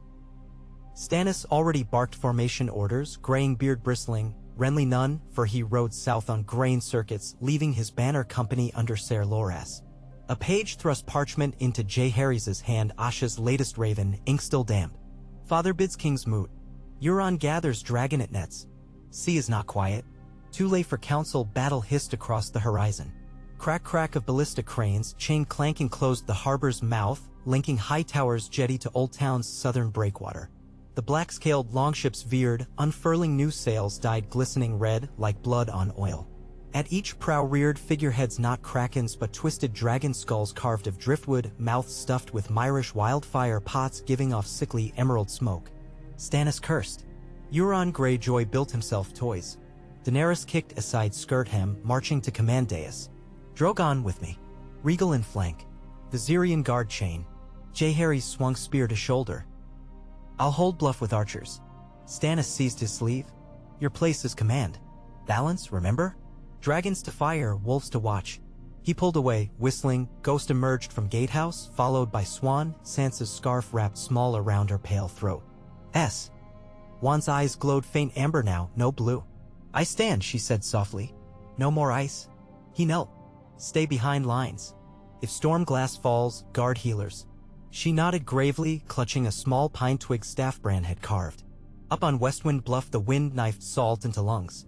Hightower bowyers braced you longbows, Manderley Marines hauled trebuchet arm high, basket brimmed with obsidian-tipped javelins soaked in lamp oil. Jaehaerys scanned the flotilla, sea dragon prow vessels rowing at frantic pace, hoping to breach chain before dragons struck. At rear a gargantuan flagship loomed, mast strewn with severed gulls, sail painted swirling hypnotic black and deep indigo. The silence, Euron's personal terror. Its deck bristled with tall braziers sparking green. Carthian ravings said Euron sought to bind krakens with Valyrian steel horns. Jaehaerys glimpsed such a horn now, held by a mute wearing silver bell fetters. A trumpet shrieked, volley of iron bolts hissed. Two smashed into parapet near Jaehaerys, showering splinters. He signaled return, arrows whistled down, flaming. One found a wildfire pot, explosion geysered emerald spray, covering oarsmen howling as flesh bubbled. Above, Drogon plunged, jaws spilling orange lance. A longship cracked, hissing, casts tangled. Regal swooped, tail smashing mast. But from the silence a horn blared, deep, resonant, full of old god's wrath. Dragons recoiled midair, wings faltering. Drogon roared confusion, Regal's course wobbled. On wall Stannis growled. Sorcery! Jaehaerys felt something tug inside chest, like icicle drawn from lung. He clutched bead, warmth sputtered. Dragons circled, unsettled. The longship surged forward under protective horn call. Chain groaned under burning pitch assault. He spotted Qyburn's wildfire serpents trembling in racks, their linstocks wavering in novices' hands. In wrong wind, whole harbor could ignite. Balance threatened indeed. Swan, he barked. Girl appeared at ladder's base. Take bead. She frowned. Yours. It belongs to root and fire, he insisted. Carry to dragons. Hold high. Swan understood, eyes clear. She accepted bead, scampered downstairs, ghost at her heels. The horn sounded again. Drogon shrieked pain. Below, Daenerys pressed fist over heart as if tether pulling. Swan emerged onto beacon courtyard waving bead overhead. Ghost held, a high, keening sound. Wolves in Oldtown alleys answered, from distant reach even the forest beyond Honeywine gave echo. Dragons, mid-spiral, jerked heads toward sound. Comic gold glow sparked along weirwood bead, shooting tendrils of rosy light skyward. Horn blasted a third time, but its note cracked, sputtered. The mute on silence staggered, lungs bleeding from within, horn blackened, then ruptured, spewing shards. Dragons shrilled triumph, Drogon dove straight at flagship. Silence tried to veer, too late. Black jaws closed on mast, fire erupted. Below decks wildfire stores cooked off, massive thunder shaking Hightower stones.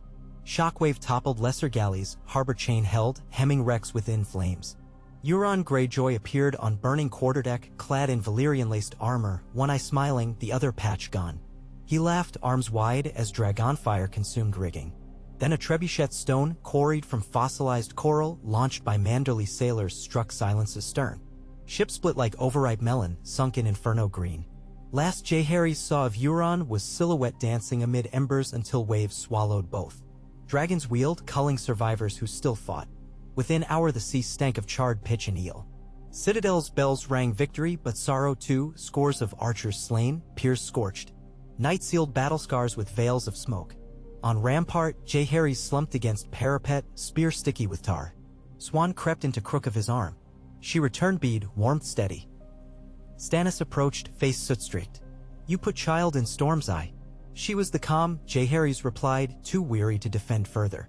Stannis grunted grudging concession. Daenerys ascended steps, cloak charred, hair whipping free. Her violet eyes shone. She reached, clasped Jaehaerys' wrist just above pulse. You reminded Drogon what song he answers. Song of Roots, he murmured. Song of Spring. They stood there, sea ablaze in far stretches, wind salty and tinged with cedar where ships burned. Balance survived another tilt. For 6 days crews dredged wrecks, nets hauling burned iron for future forges. Tyrell grain ships moored again, offloading sacks to feed refugees streaming from war-torn western villages. Greyjoy squadrons retreated, now leaderless. Asha's raven arrived. Euron dead? Father rails. Power shifts. Hold fast. In council chamber, triumvirate debated next measure. Stannis pressed to send fleet into Iron Islands at once to break Kraken's back. Daenerys argued for reconstruction first. Chain replaced. Widow's tax suspended. Jaehaerys weighed both. Proposed limited blockade while envoys coaxed Balon to moot with mainland. Compromise reached. Half the fleet under Davos patrols Sunset Sea. Dragons deter lightning raids. Remainder stays harbor. Storm's blood, but no storm surge. That eve, Tyrion brought parchment of Cersei's delicate hand. Thanks, stilted, for safety of Tommen and Myrcella. Tentative pledge to attend councils henceforth. At bottom, a faltering line. Tell the boy with wolf eyes to keep them smiling. Jaehaerys felt odd pang, empathy for lioness reluctantly bearing throat. Swan's presence unsettled maesters. They pricked her with copper needles, measured heartbeat against runic metronomes. Yet each test ended inconclusive save one. She bled not red but faint rosy amber, scented of pine resin. Citadel declared her harmless, though novices whispered she might hear heart trees dream. Bran arrived weeks later in wicker litter borne by free folk runners, his first journey south since Wall's early days. He wheeled through marble aisles toward starry September, pupils white, murmuring that roots burrow under cities too. At seeing Swan he smiled, touched her brow, and said, winter's thorn blossoms. During Great Council's final vote on grain charters, Bran asked Floor. Lords exchanged dubious looks, crippled Northern Seer lacked official seat, but High Septon allowed. Bran spoke of weirwood vision, frozen tide receding for now, but shards lurking in men's hearts, fear, greed, vengeance. He urged Realm to plant new heart trees near each major holdfast, forging living watchtowers of memory and compassion. Some laughed, others considered.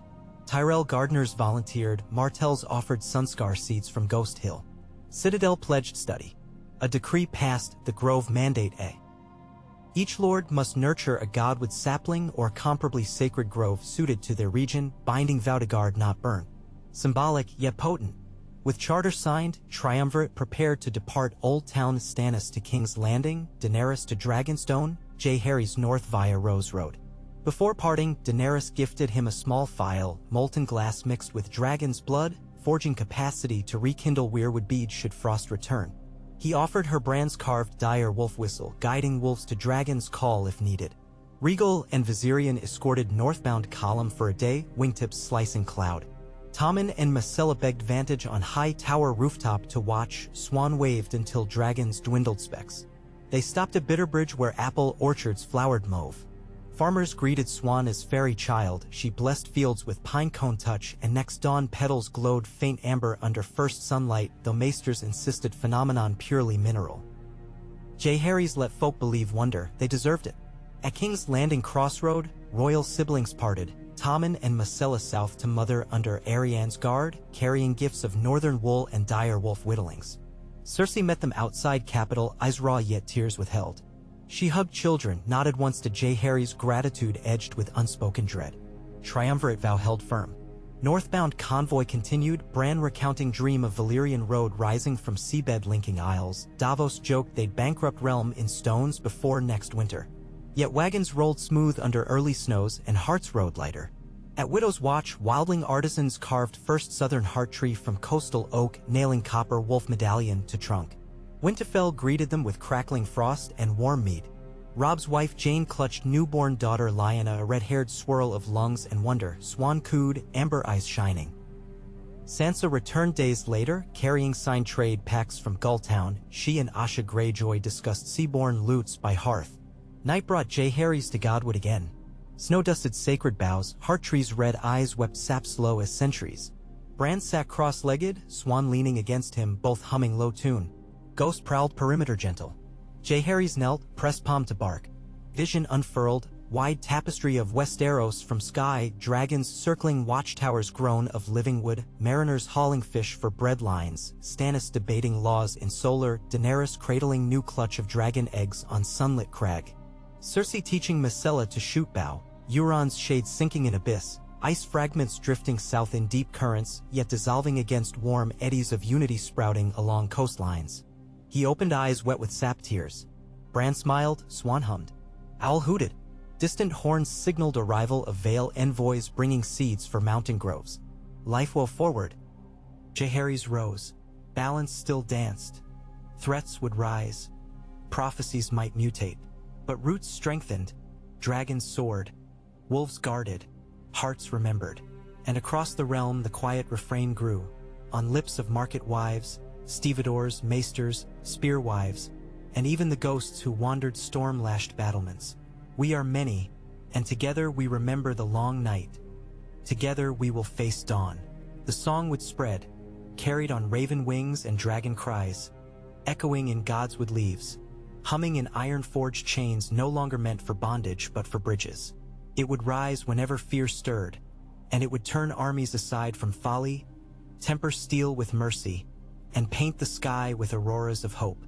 On that winter-bright dawn, as first light tipped the wall's crown in gold, Jaehaerys of House Stark and Targaryen, brother of the Night's Watch, regent of balance, gardener of roots, smiled toward the sun-piercing crisp horizon and whispered, "Let this realm grow tall." And somewhere deep beneath earth and high within cloudangs, the old gods and the new answered in rustling leaves and warm gusts, a chorus of green and flame that promised the song would never again be sung by one voice alone.